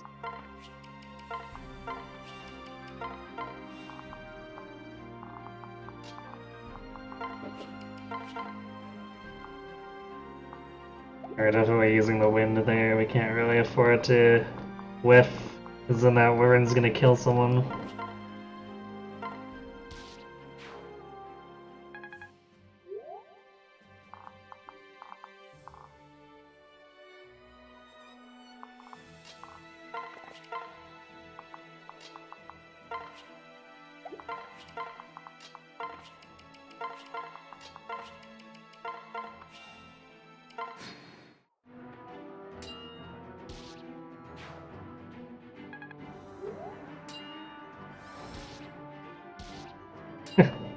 Go Burian.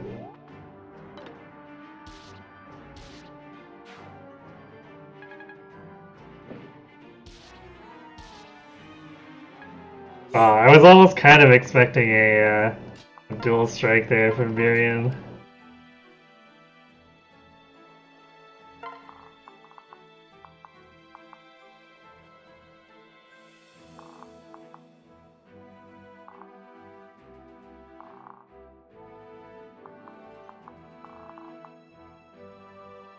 Robin has so much deep, I'm not sure if this Wyvern's gonna go for her over Fred.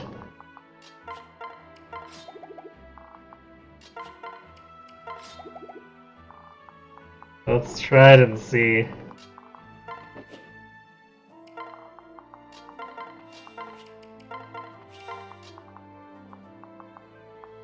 Oops, I definitely transferred the wrong swordsman over.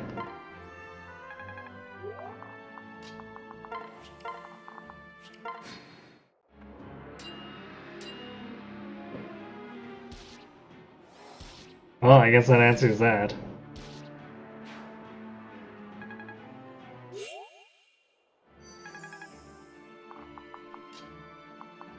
Also, how about that with long Q? Simulating that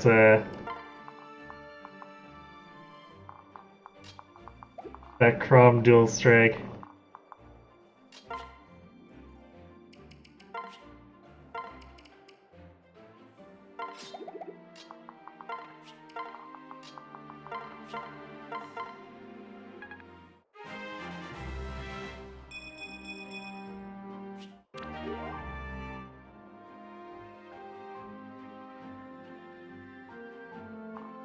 Yeah, I suppose it is 23 on the forward. It would have been just wide enough, I guess. Because once you start getting under 5, sometimes the AI does not like to target the lower defense.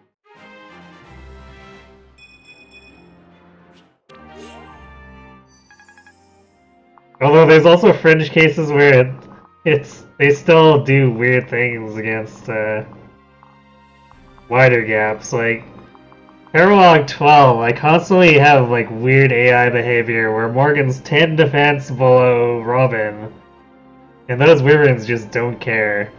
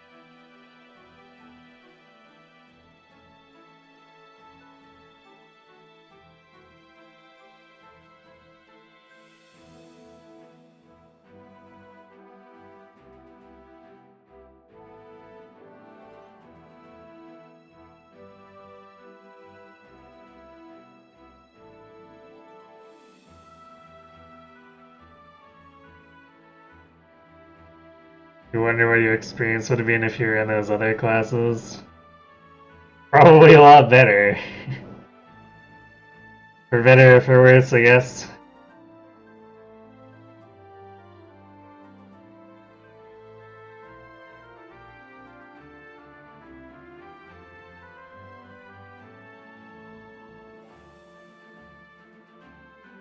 You were talking to a TA, so they're expecting standstill or taking trigonometry before the class.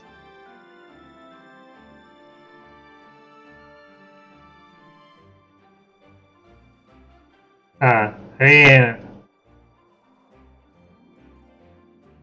I'm pretty sure I was required to take that in high school here, but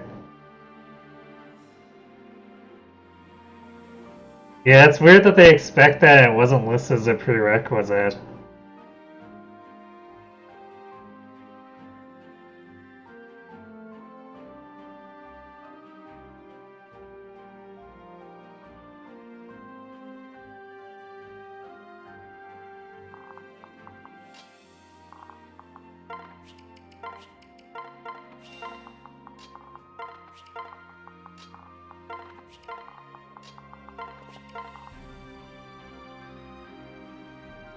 But still, like, even considering that, what I saw from those texts didn't seem particularly on topic.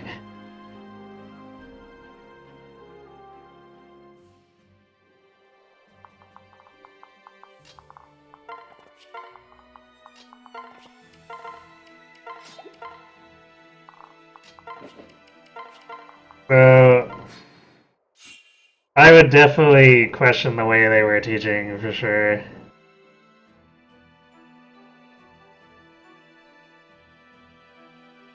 Well, I wouldn't say trigonometry has nothing to do with it, but like, it's the kind of thing you pull out of your toolbox when you need it, because, like, you might need it for a game down the line, but you might not.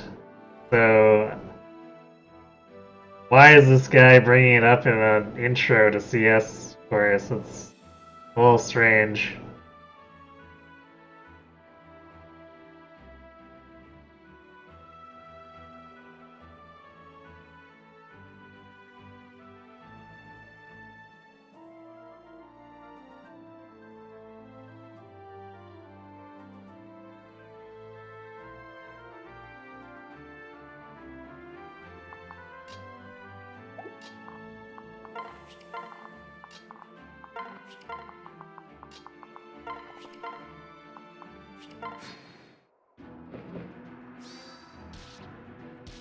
Oof.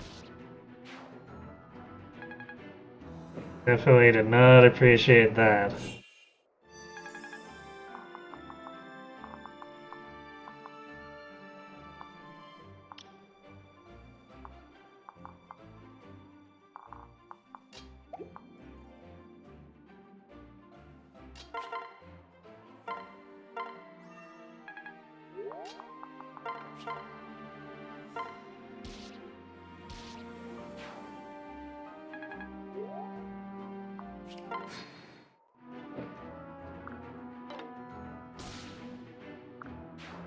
Well, rip boss experience for Chrome.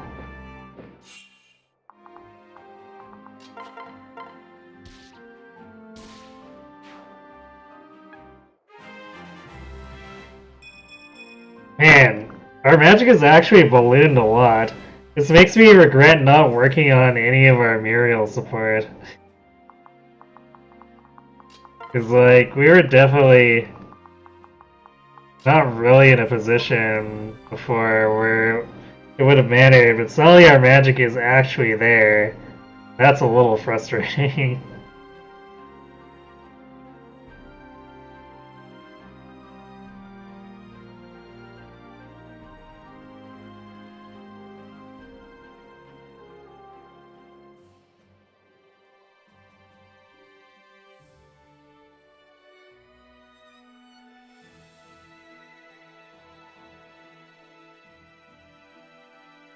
Oh, so you're required to take a CS minor for your informatics degree? Huh.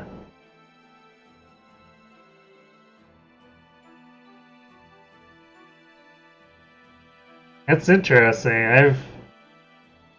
I haven't really delved too far into this stuff, but around here I've never heard of anyone having a required minor.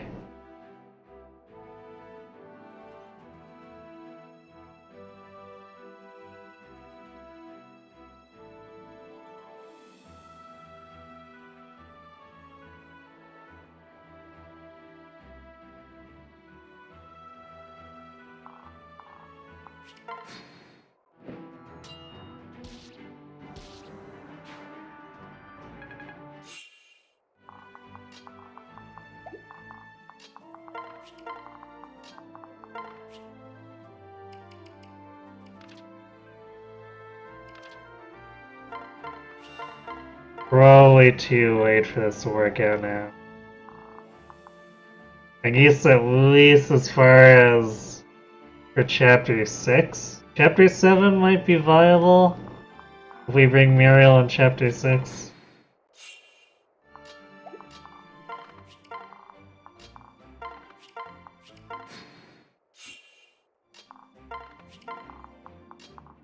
This is gonna be sketch though, since I didn't really work on the mural support at all prior to this.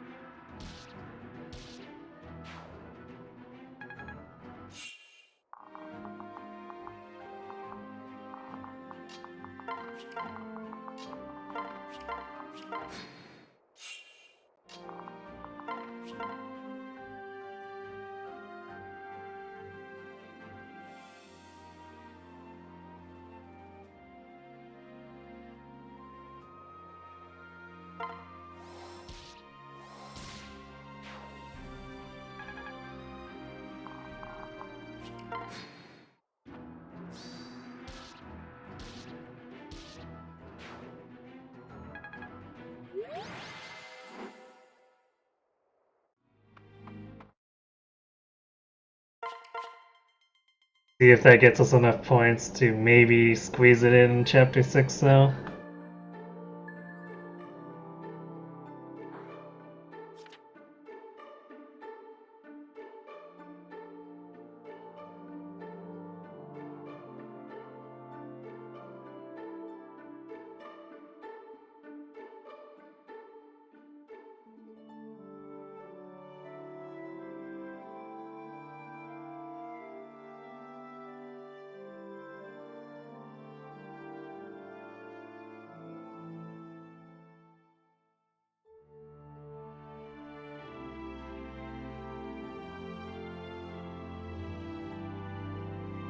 From your understanding, Infomax's front-end design? What?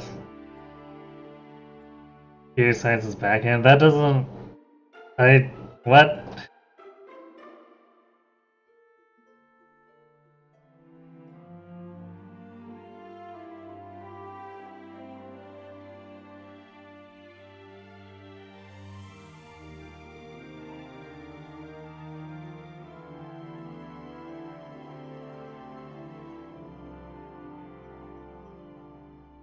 Yeah, I know. I know what front and back end is, but like, I've never seen anything divided by major. Like, what?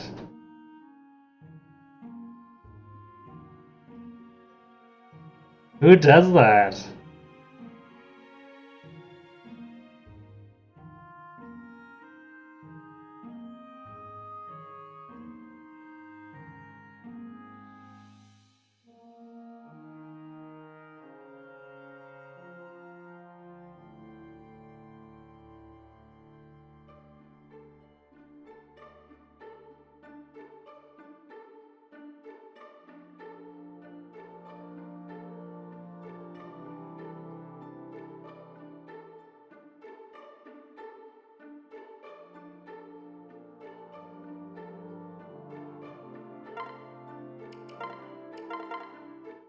You might want to have a chat with the head of the informatics department about that then or something.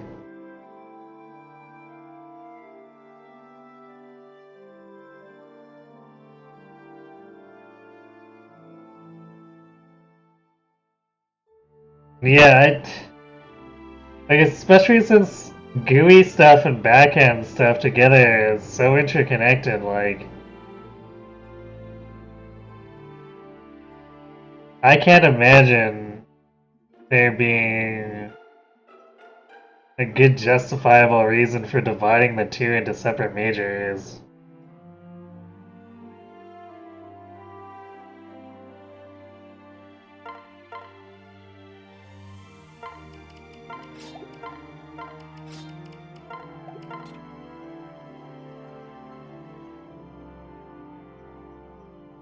Okay, what are we at for benchmarks here?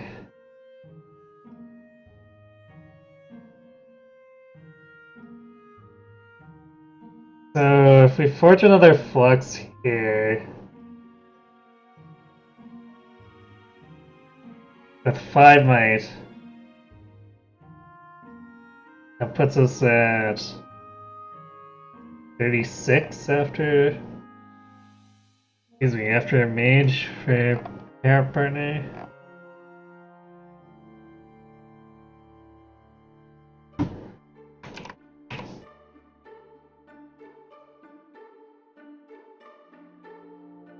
So that exactly gets the Cavaliers, assuming they don't have Aegis.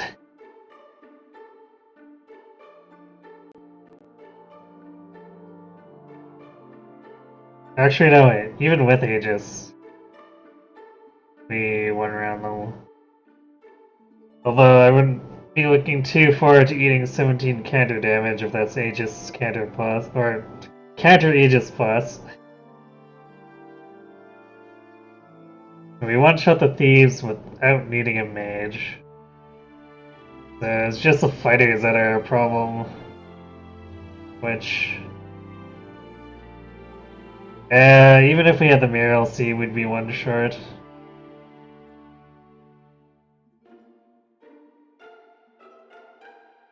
We'd be at 37 attack and we need 38. So I guess the question is... Do I want to build that 5 might flux? Because it'll make the Cavaliers easier to handle, but then we don't have a crit thunder for any counter fighters. Or...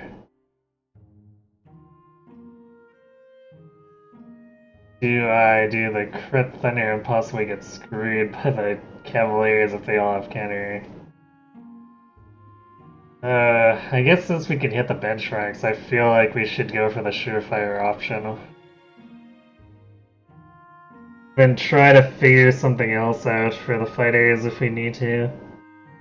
Like, I guess if we can ignore the Cavaliers, we can just jump the fighters instead.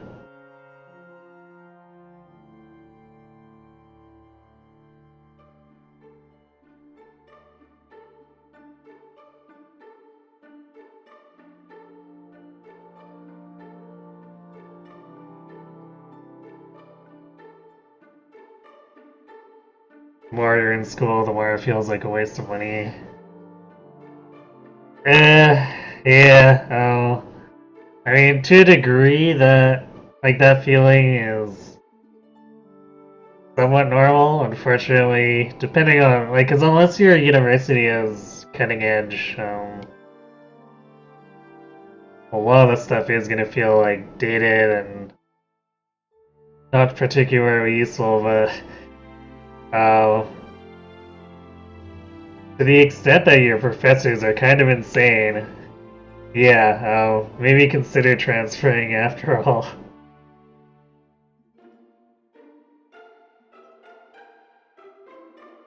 Or I guess alternatively, make sure you never see those professors again if you're going to try to do your last year there. Which I know it's not always possible, but like seriously, those guys sound like they're off their rockers, so try not to be in their classes if you feel like you have to still stay at that school.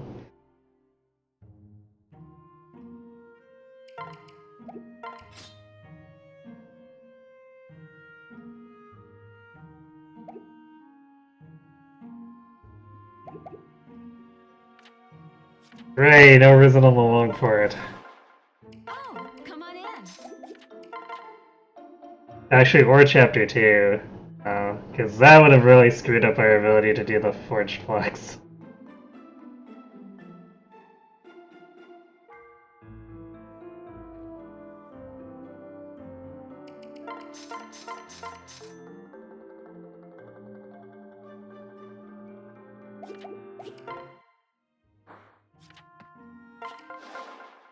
I carry only the finest.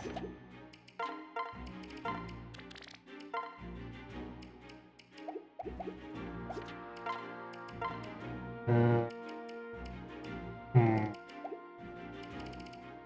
Could probably pawn this bronze sword. Oh, that's not gonna make us enough money. No. There we go. Pawning the one Fred had.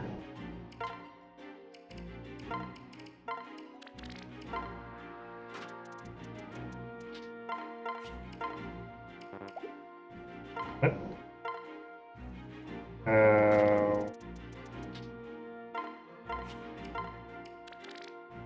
Oh, because we're short by 14. Damn it. Oh, we could sell The last glass sword use, we don't really need it anymore.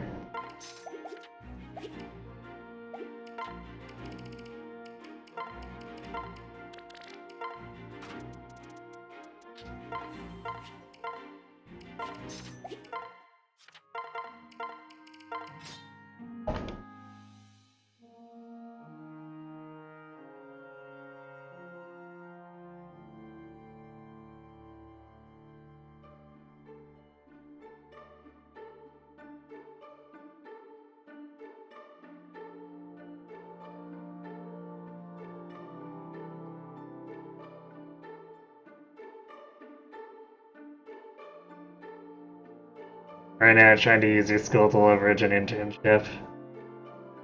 Well, if it does work out, that it's a pretty good reason to stay, I guess.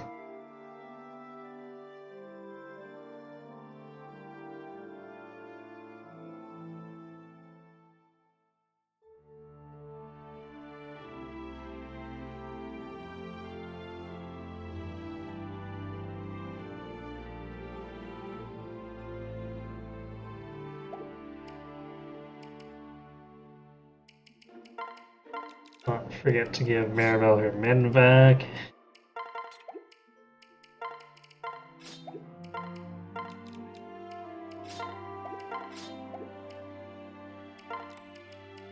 Guess we'll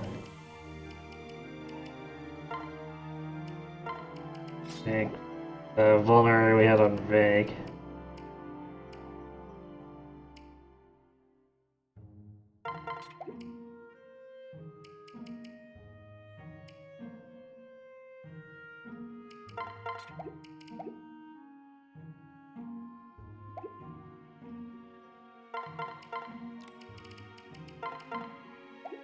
Yeah, we did get 8 deep in that last map. Would have been nice to have a little more. Even though our D's already pretty good. It's gonna get dangerous if we have to swap to using Muriel as our backpack.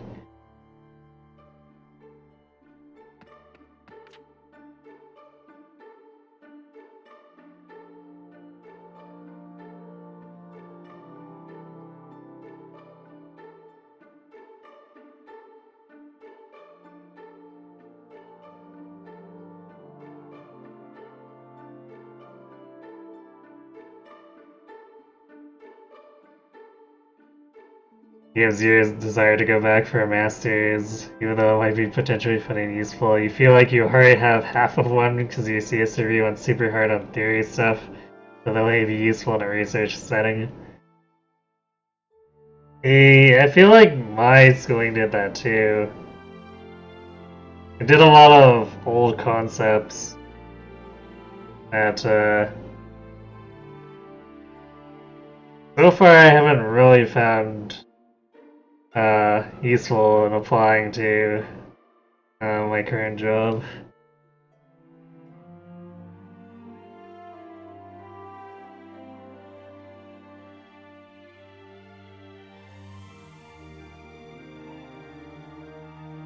It's like old theories from the 80s and before, so you know.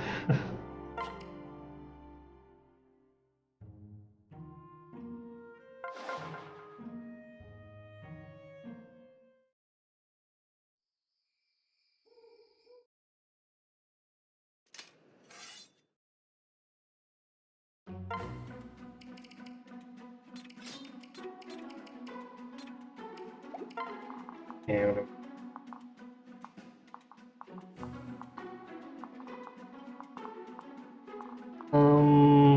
These guys are mostly stuff we can just pick off. Cause like the flux allows us to get one shots even without.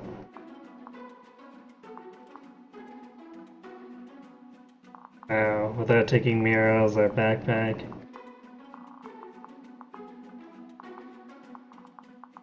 Got one cavalier. Oh, this guy will be a bit of a nuisance.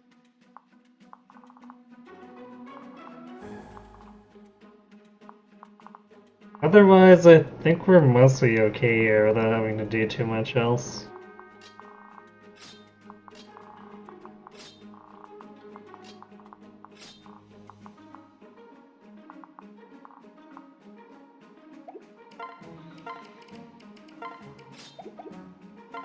Actually, we probably still want to use the lesser flex on this guy.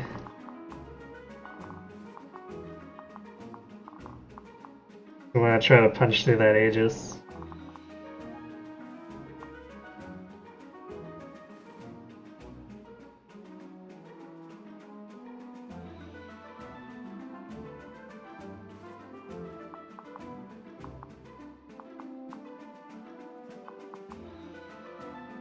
We also have 4 rescues, which is super nice.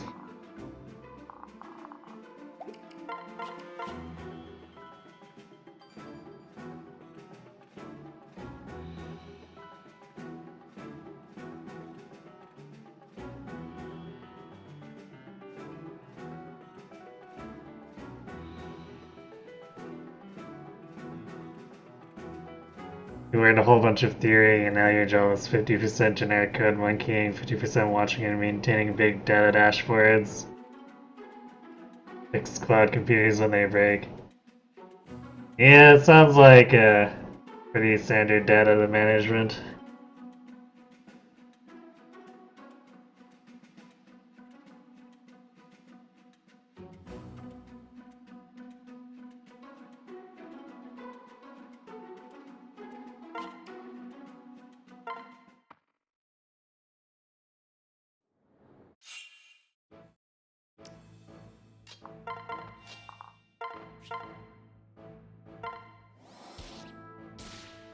Nice.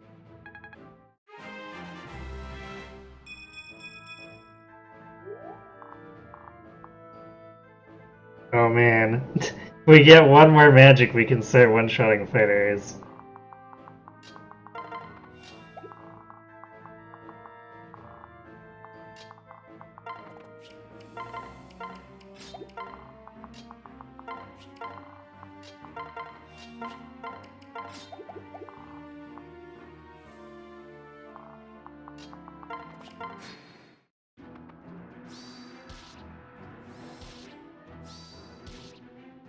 Ouch.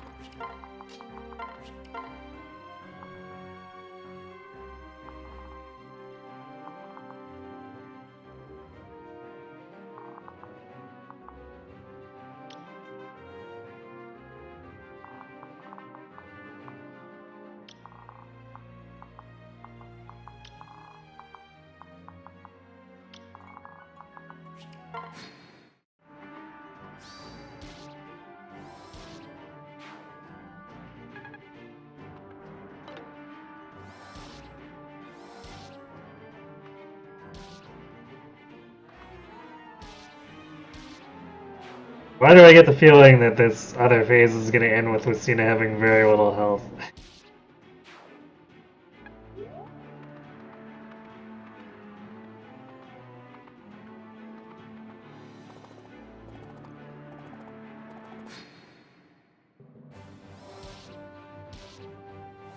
Oh, because she's going to.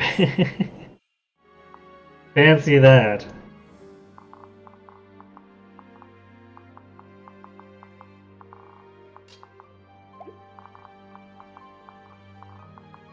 We don't need to use a full. Well, probably should use a Fox just to try to get through Aegis here without needing double Chrome dual strikes.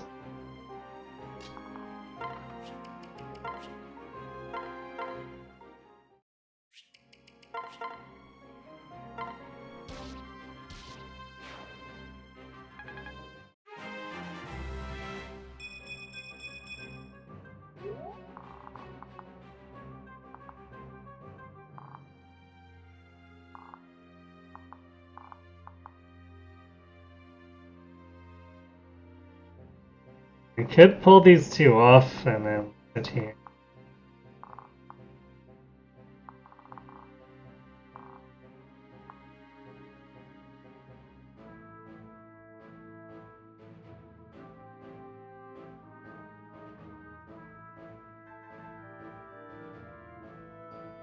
Although we're at 20 deep, so like anything that doesn't have Luna Plus, not gonna do a terrible lot of damage. Well, I guess except for Solar Axe State if he hits. So, but do we really want to have Fred expend the resources to pull off 4 on 4 damage?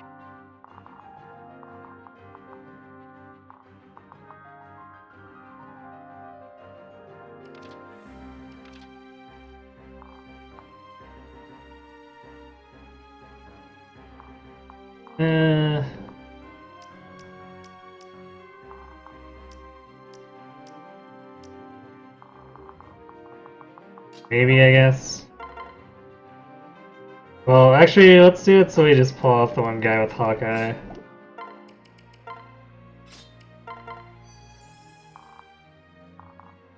Even though he's not the counter guy.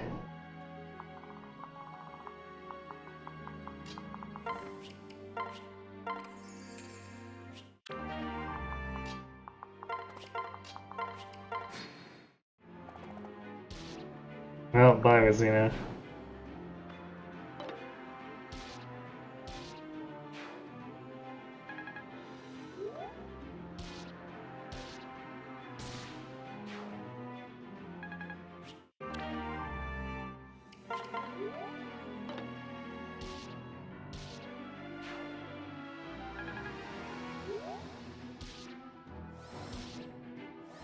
Come on, Crom.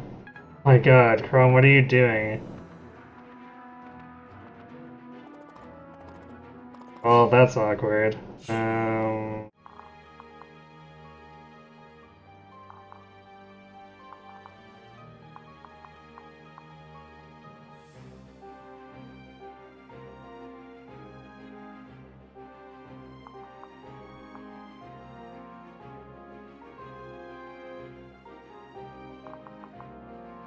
Because we still don't have enough damage here. We need one more magic before Muriel is gonna allow us to one-shot the fighters.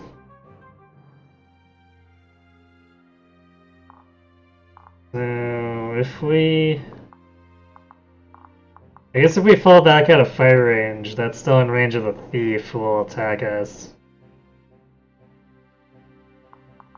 And then we can one-shot the Cavalier.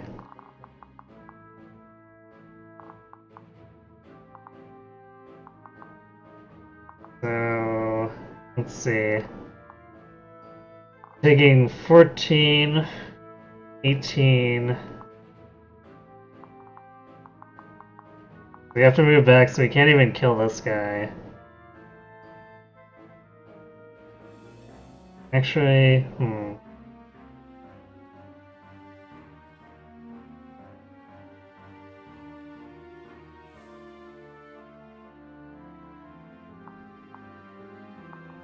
could go beside this guy to kill him. Puts us a range of both. Well, I guess this guy's only dealing 4 damage though, so mostly this guy. Well, actually, I guess we could attack this guy from range though and still be out of range of the fighter. So that eliminates 4 damage, so that makes us 14, 22.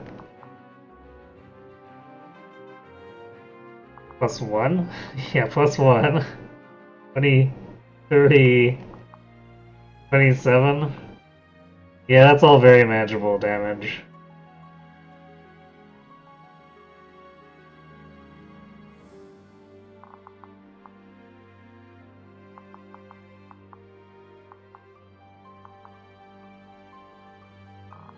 Yeah, I guess we're doing that.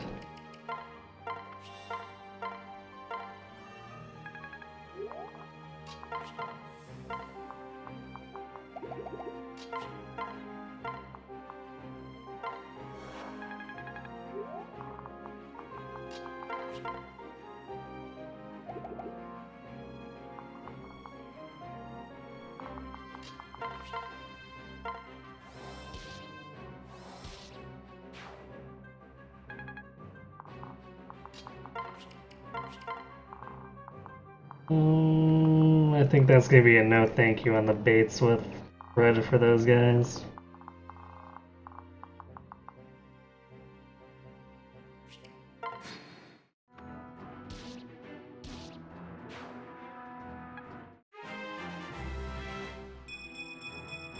There we go, there's our 22 magic.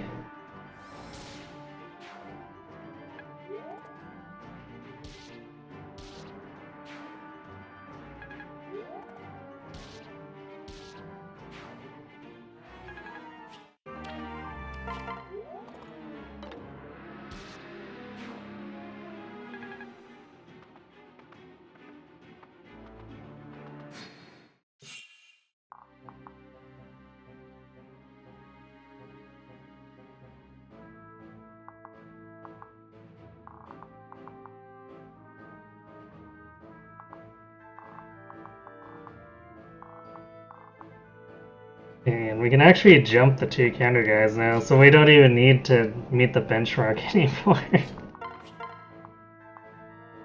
Well, the glory of 22 magic was short-lived, I guess. At least for here. It'll be more useful again once we get into Chapter 7.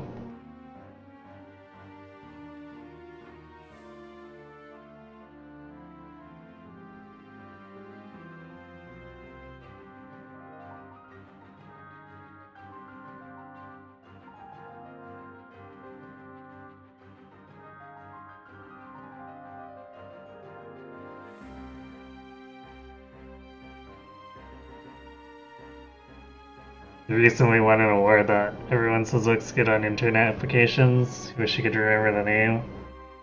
Well, what matters is that you have it, I guess.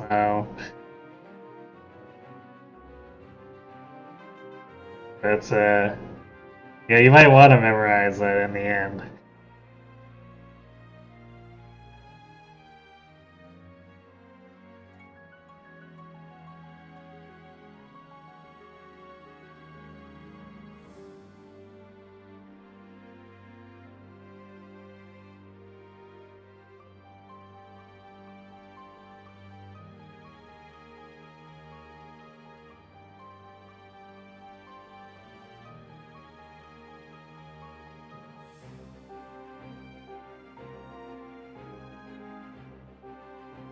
Got real worn down by years of feeling like there is always more to be doing, you could never actually rest easy.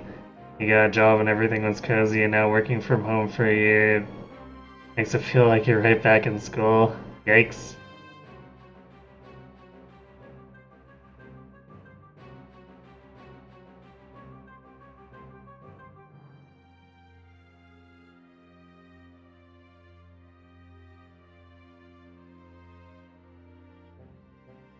Right now you're sitting here being like, but what if I went back and added a few more lines or a few more files to that PR? Even though it's 11 at night. That's yeah, that's that problem with keeping work and home life separate.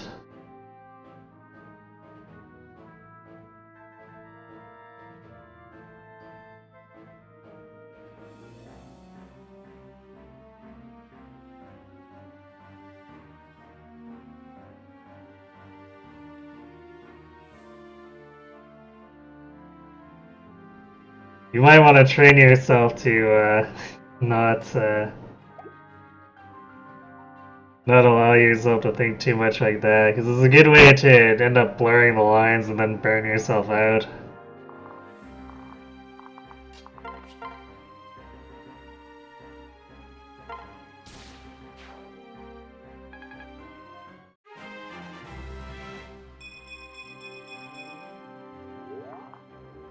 How is this magic just going insane now? It was so low before.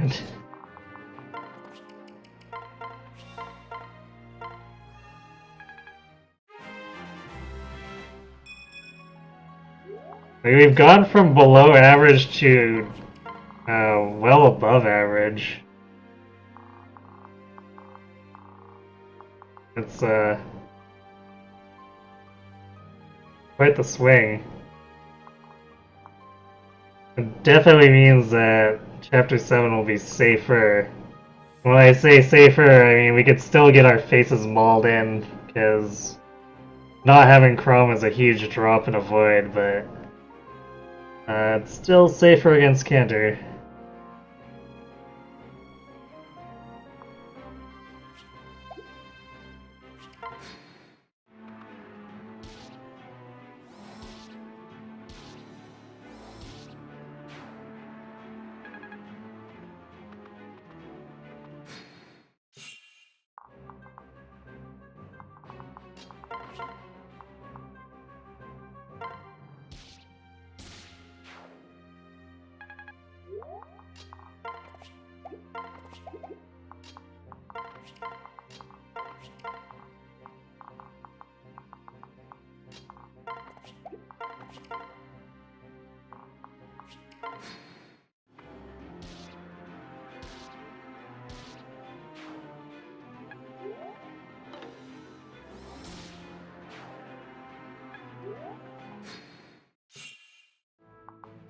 Actually, our res has improved a lot too.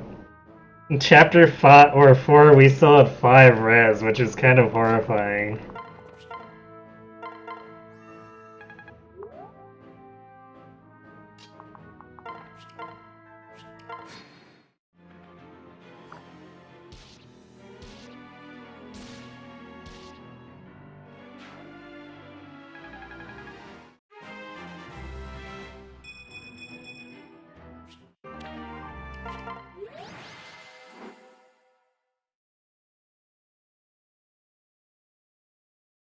Hey, cat. Yes, apparently you are starting Spirit Dust.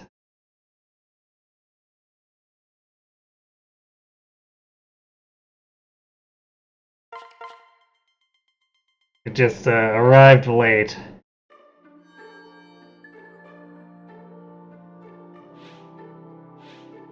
Bad UAC and delivery service and all.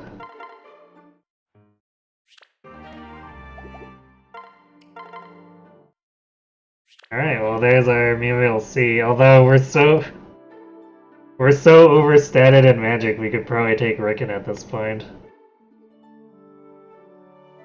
But we do want to take Muriel because the C support allows us to get 10 more avoid.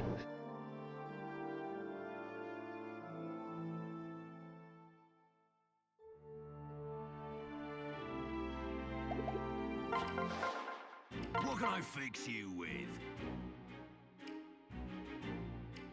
Oh, I didn't use that energy drop either.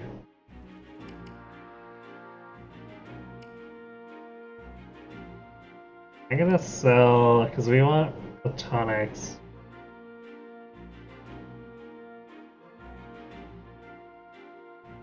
So if we sell these lances, we'll have just enough.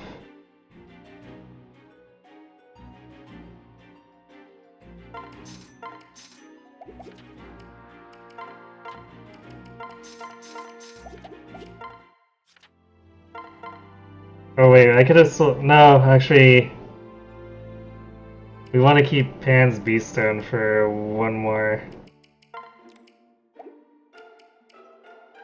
Oh, one more chapter here. I'm gonna give the skill book to Robin. We're a little bit low.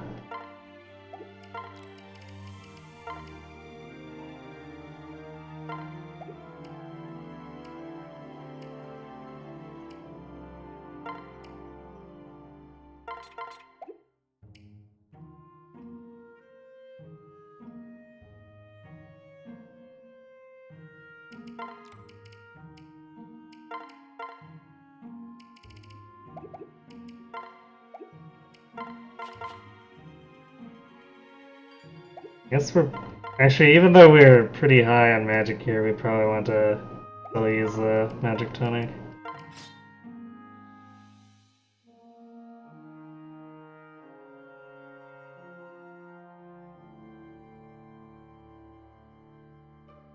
We want 40, which, well, I guess with Miro we hit it without needing. But the magic tonic would give us leeway for Aegis Plus and Barbarian being on a Woods tile at any point.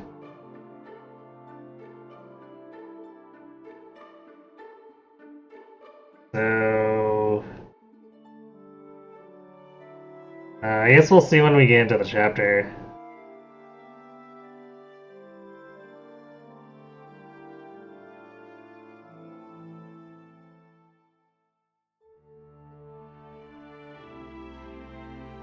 Yeah, Deef has always been in a pretty good place for this run. It's the one stat that was growing consistently. Because, like, we had a rough start with speed, we had a very rough start with magic. But Deef was always there.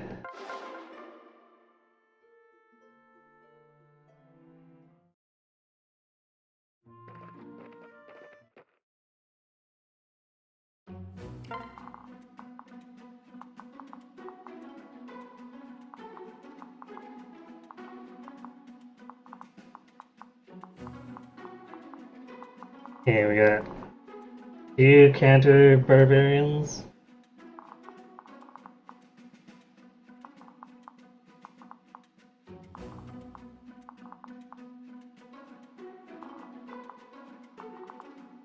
Lots of counter wyverns, but we've got wind to deal with that.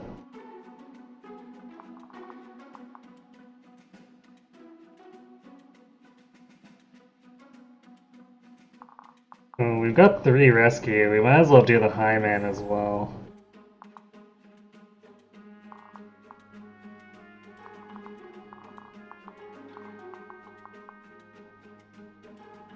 So we've got 21 Deef.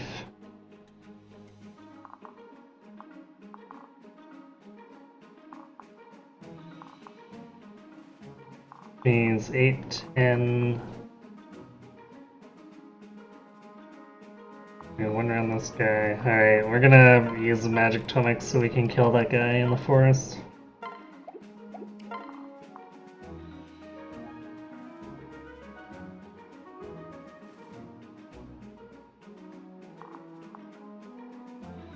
Alright, so 8, 18. 26. And then this guy will end up pulled off onto Fred.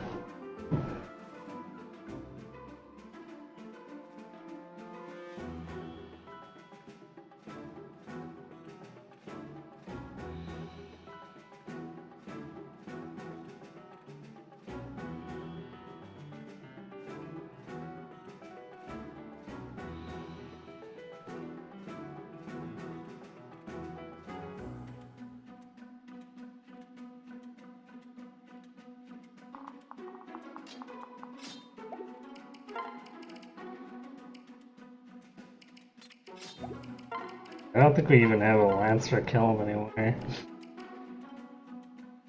Technically the beast killer, but I'd rather not.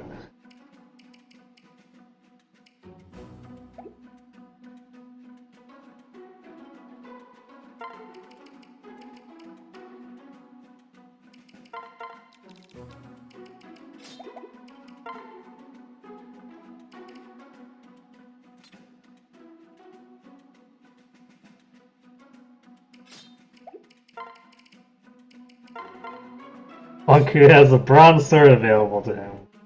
Actually, no, he can steal guys' iron sword. Actually, let's trade it with Chrome here.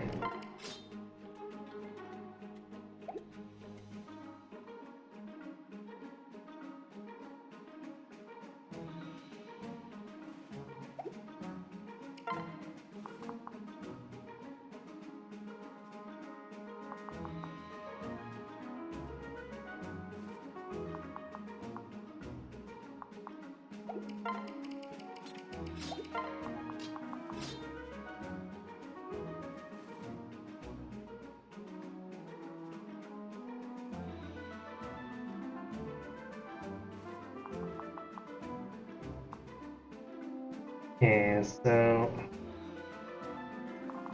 guy is countered, but he doesn't have strength, so I'm gonna double check the math here. So Pen with 13D takes 16, deals 10, so she doesn't die from counter. And her crit is too low to actually crit this guy. Which is good, because if she could crit and did crit, she would insta-gib herself.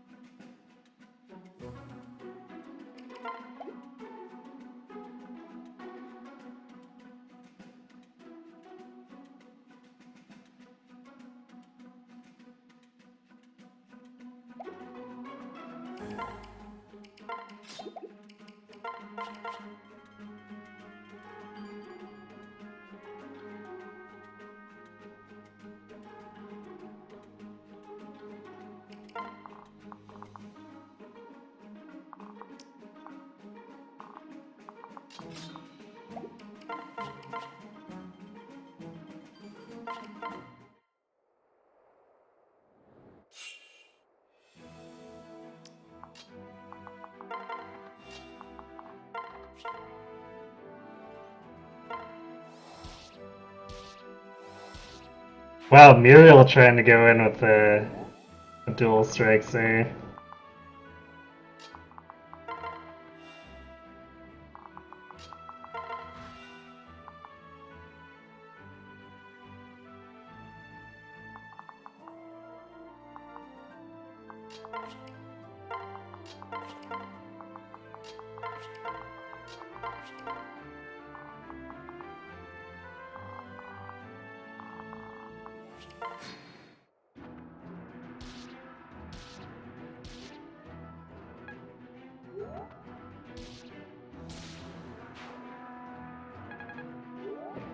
Making sure that guy's extra dead so counter can't proc.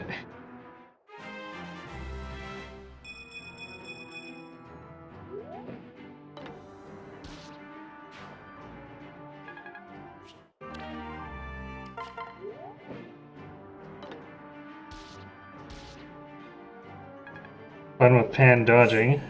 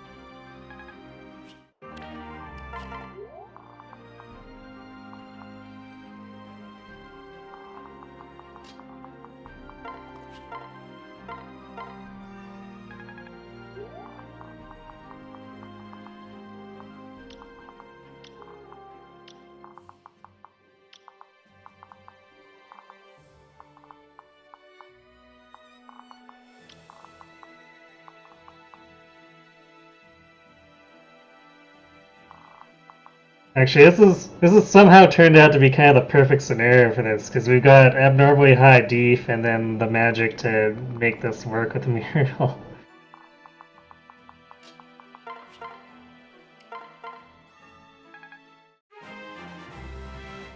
It's a little crazy.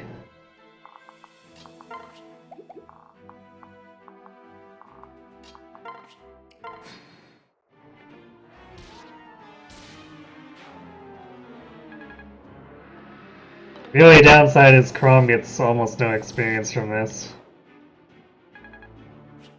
But we did get to let him stab that archer in the face. That was pretty cool.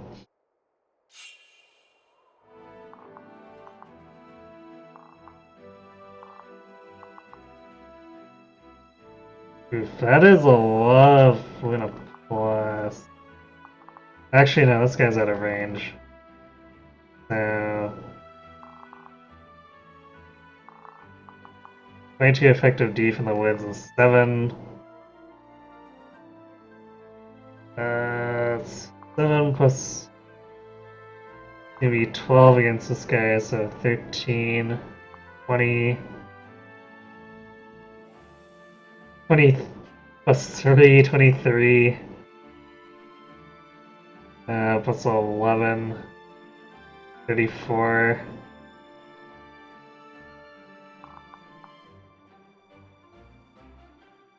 Plus 16. Oof, that's actually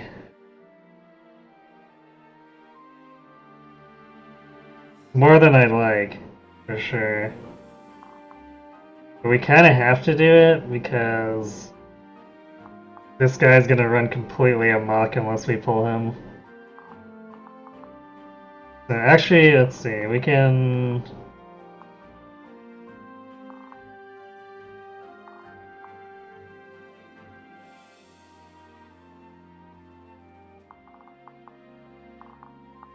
I guess we can't...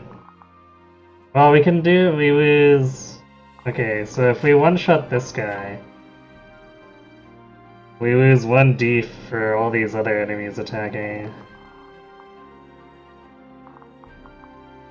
So then instead we take 8, 12, 24, and then 17, 41.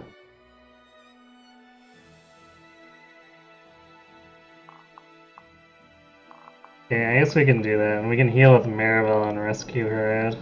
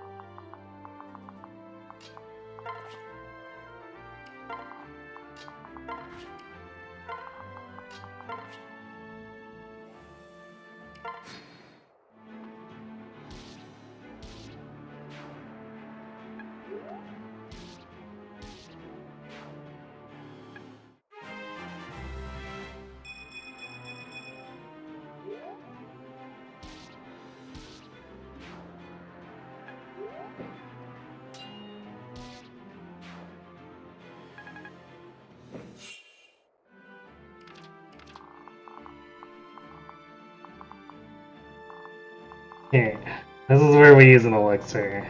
The question is, are we safe if we jump into this and just use the elixir? We've got 23 deep in the woods, so that's 6, 14, 22, and then this guy will get us down to 12, 17. Alright, so we're surviving as long as we use that elixir.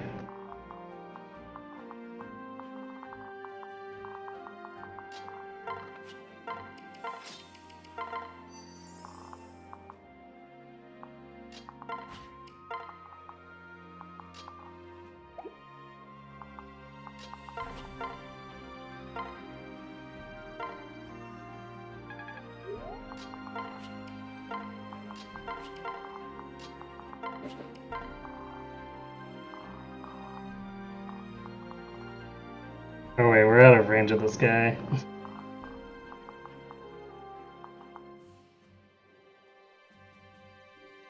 We're gonna probably have to deal with the reinforcements then.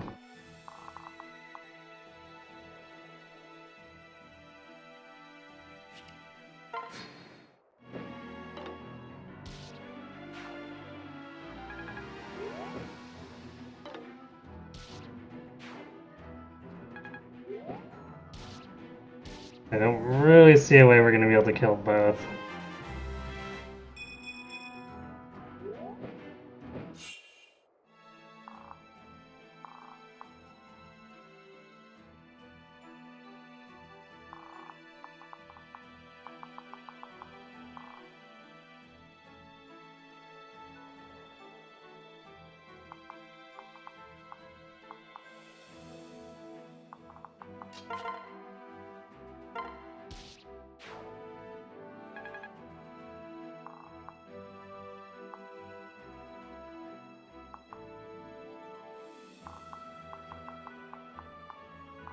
We can easily make some. No.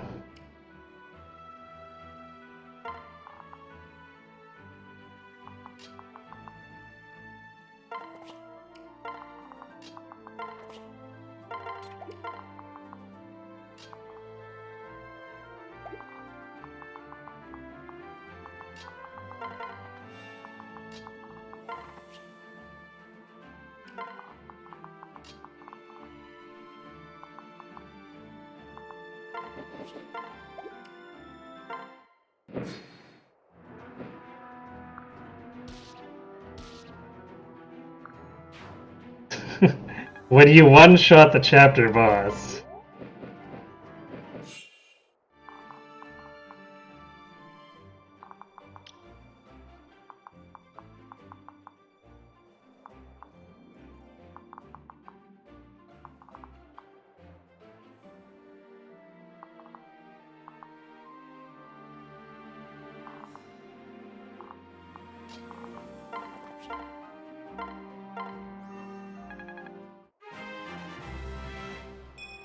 Cat teeth strong indeed.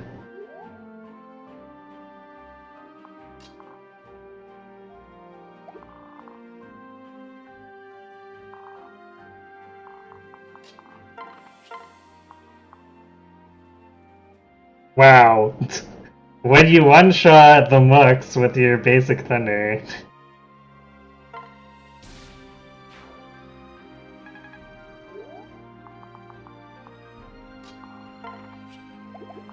And I guess also it would be basic wind because of the damage bonus.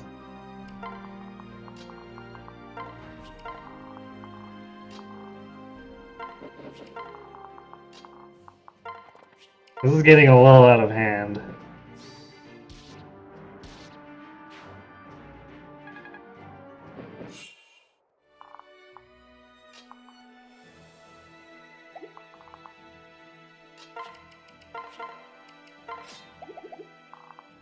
Okay, sadly this is where Muriel's uses come to an end, so we're gonna do that.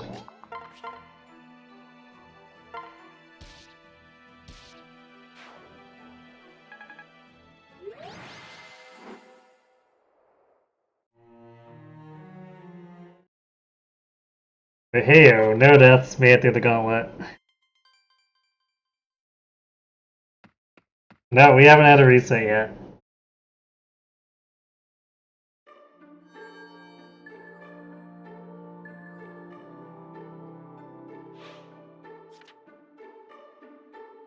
Said the beginning cat looked at the last round's magic and said, I'll do it myself. Evidently. Apparently we hit the Mirabelle C too.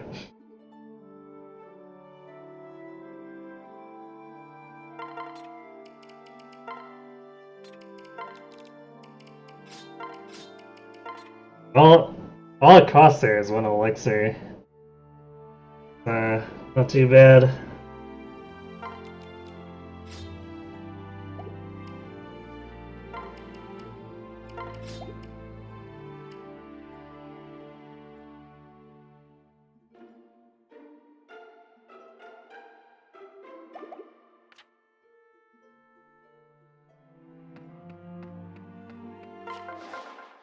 I carry only the finest.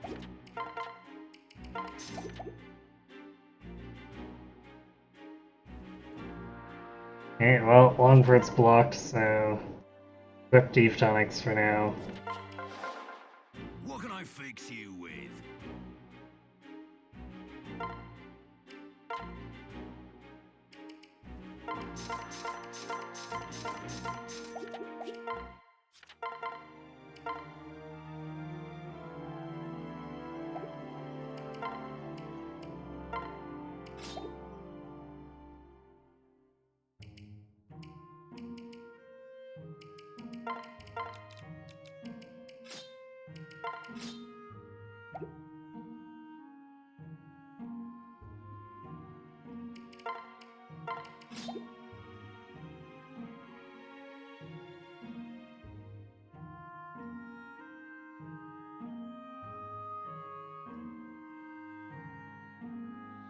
You have to go water your grandma's grave. What?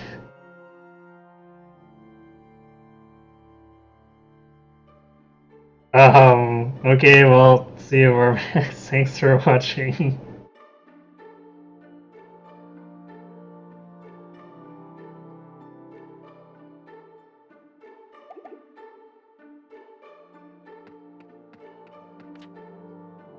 Okay, let's go ahead. We got a little bit of time, so we'll tackle chapter 8 and then I'll probably be it.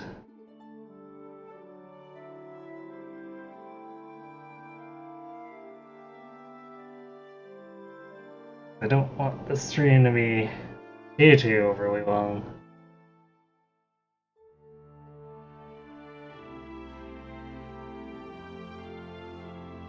I gotta work tomorrow, unfortunately. But that's how it goes.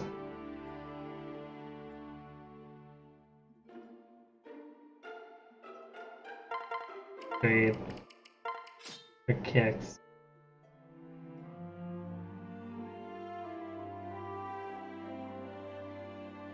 Actually, these guys don't even have more durability than the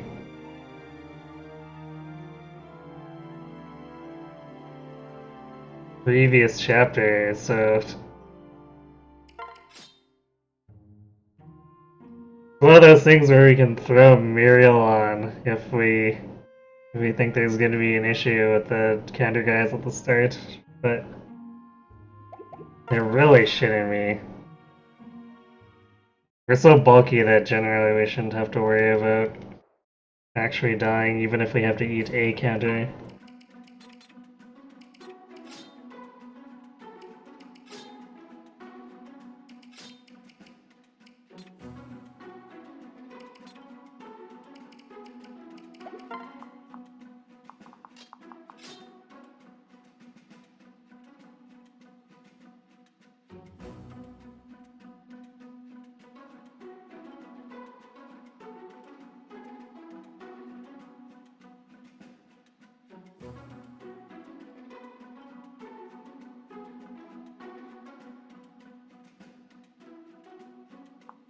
Accord. Brad.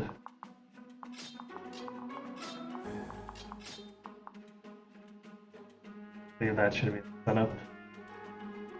Yes, it is. Cool. Alright, well, I don't think Cordelia is killing this Dark Mage. I guess Red could do a dual strike, but that might still not be enough with Pavis in play.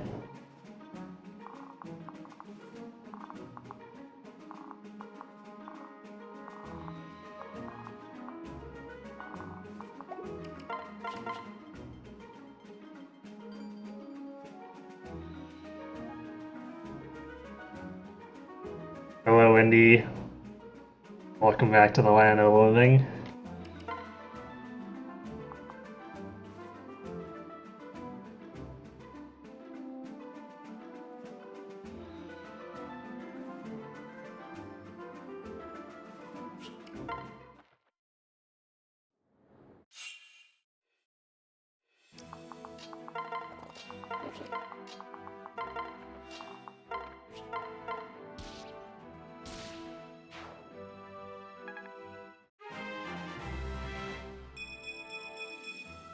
There's us getting a very late level 20.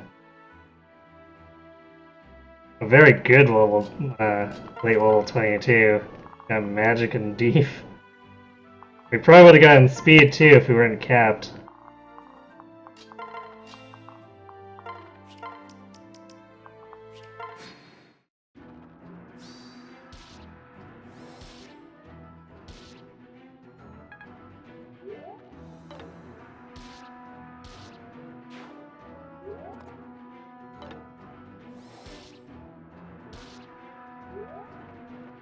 Really?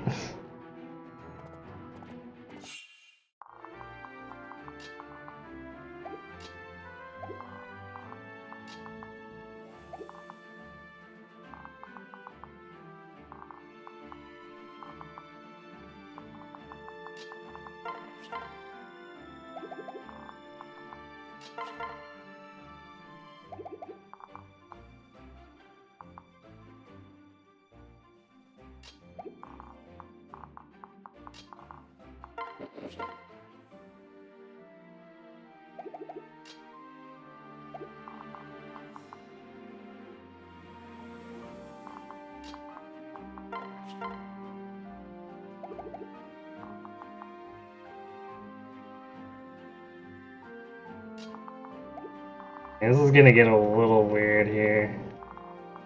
Apparently Chrome decided to fail 240 or 77s there.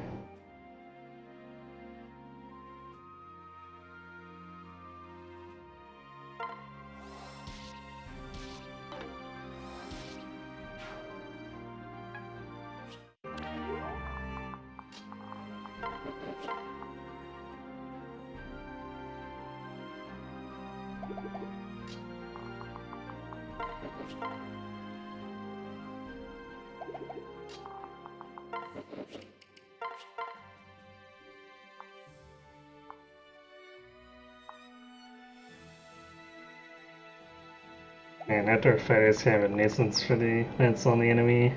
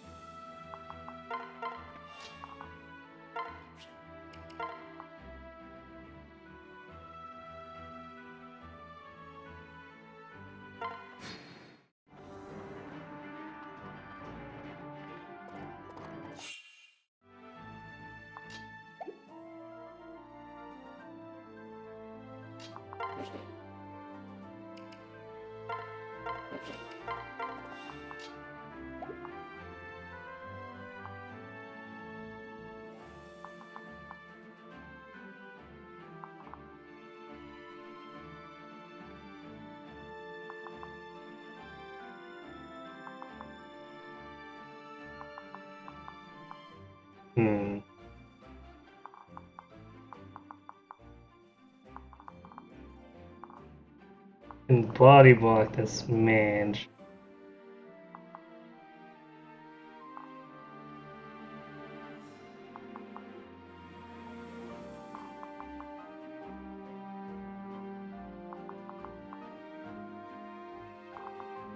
So if we'll have to kill the fighter too, but if we go here, where Gregor is.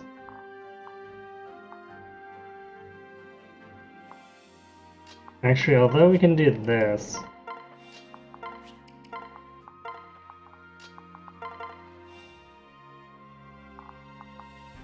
So that we can body block it a little bit further back if we want to.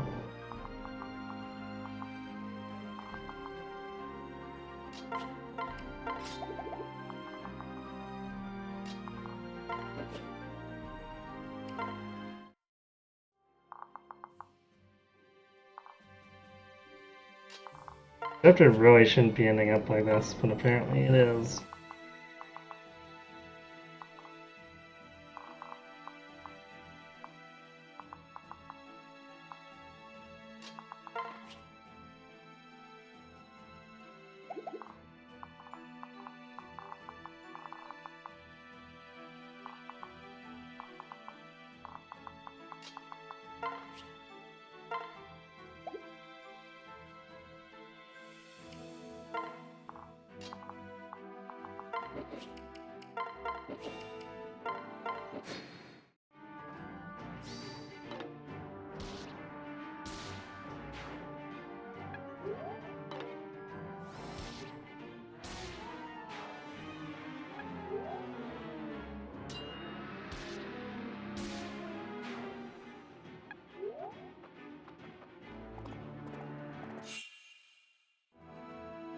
But, well, I guess let's see the old blame Chrome. 'Cause he did screw it up this time.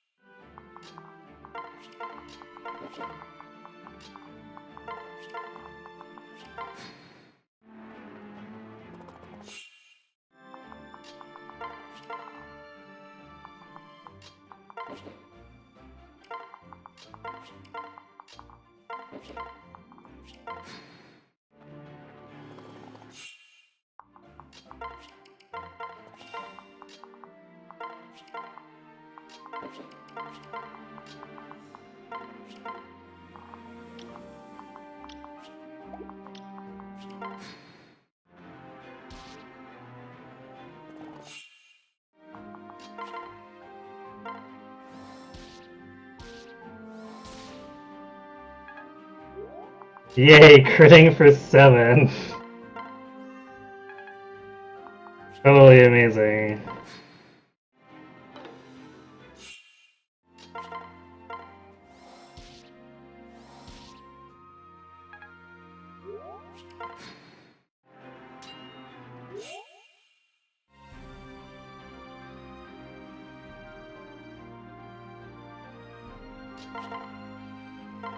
We should be gaming now? What? What do you mean?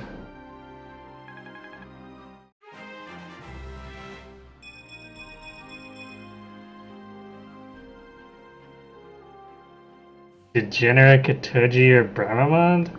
Not sure who you're referring to with those first two.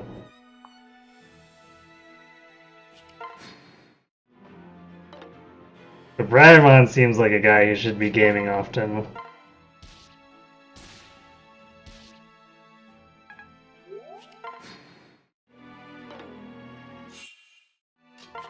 Man, why is the person without the killing edge the one who's constantly critting there?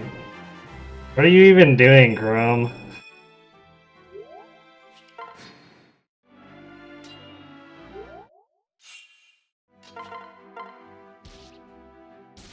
There we go.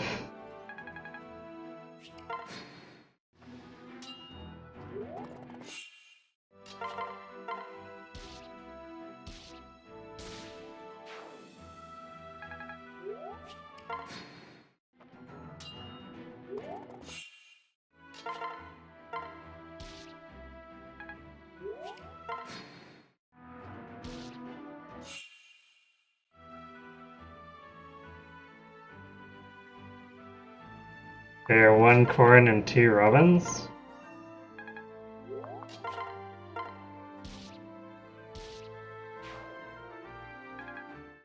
Like, is this in Heroes?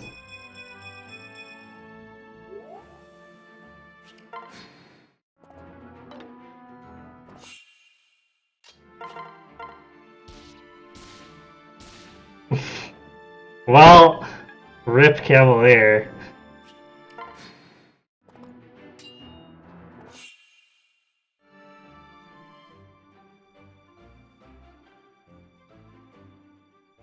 Since I said Bravamon, you're loading your high turn count awakening draft. So you're using different characters to represent your save files.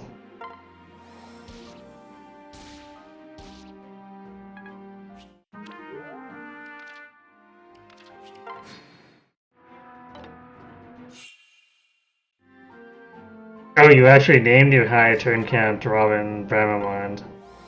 I see. That makes sense.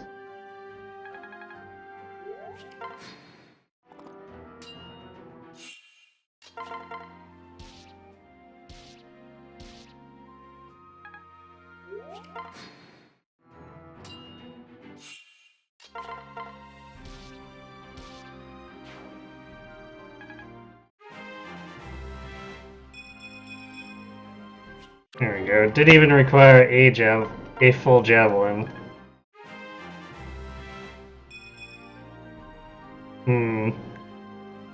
Well, kind of annoyed by Westside because she's not getting more magic, but 10 magic is at least the minimum doable. So it's kind of like, well, fine, if you want to be that way.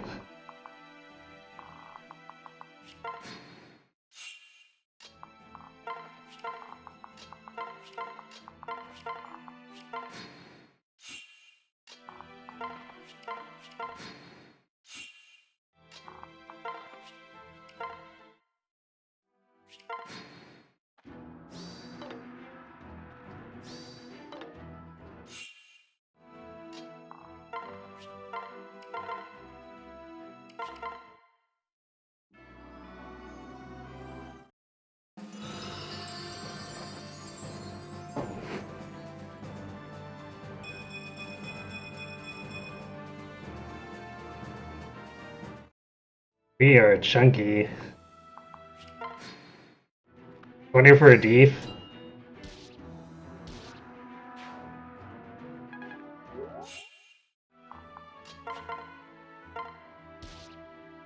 Unless we stall out a lot, we're definitely gonna end up capping out. And the enemy will have no recourse but to sit there and cry. And then die.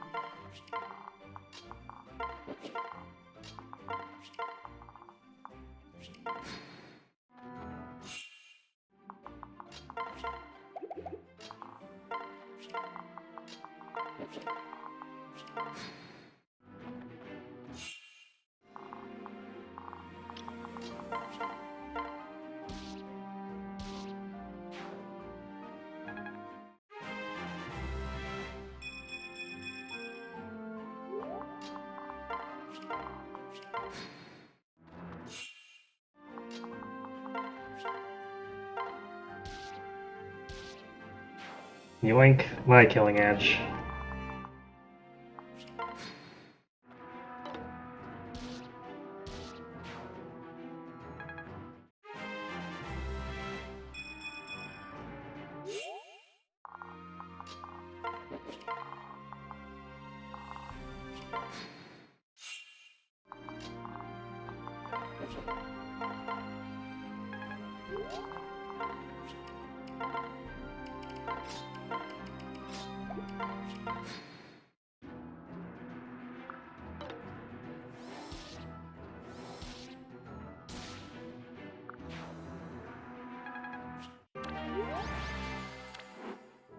Alright, wow, that took way longer than it should have just because Brom whiffed that attack. Jeez. Or I guess, Les whiffed and was lazy and didn't proc any dual strikes on that one attack.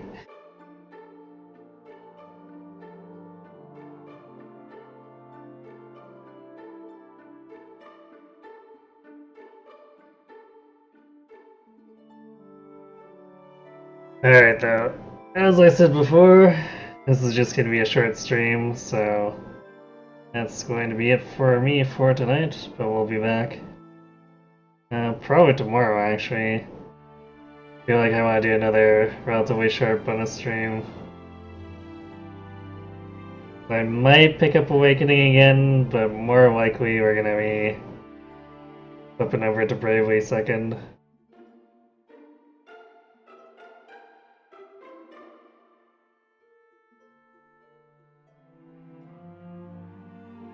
Oh yeah, probably try to get going around 8 again. Unless something derails me like this time again, but we'll see. I'll keep you guys posted in the Discord.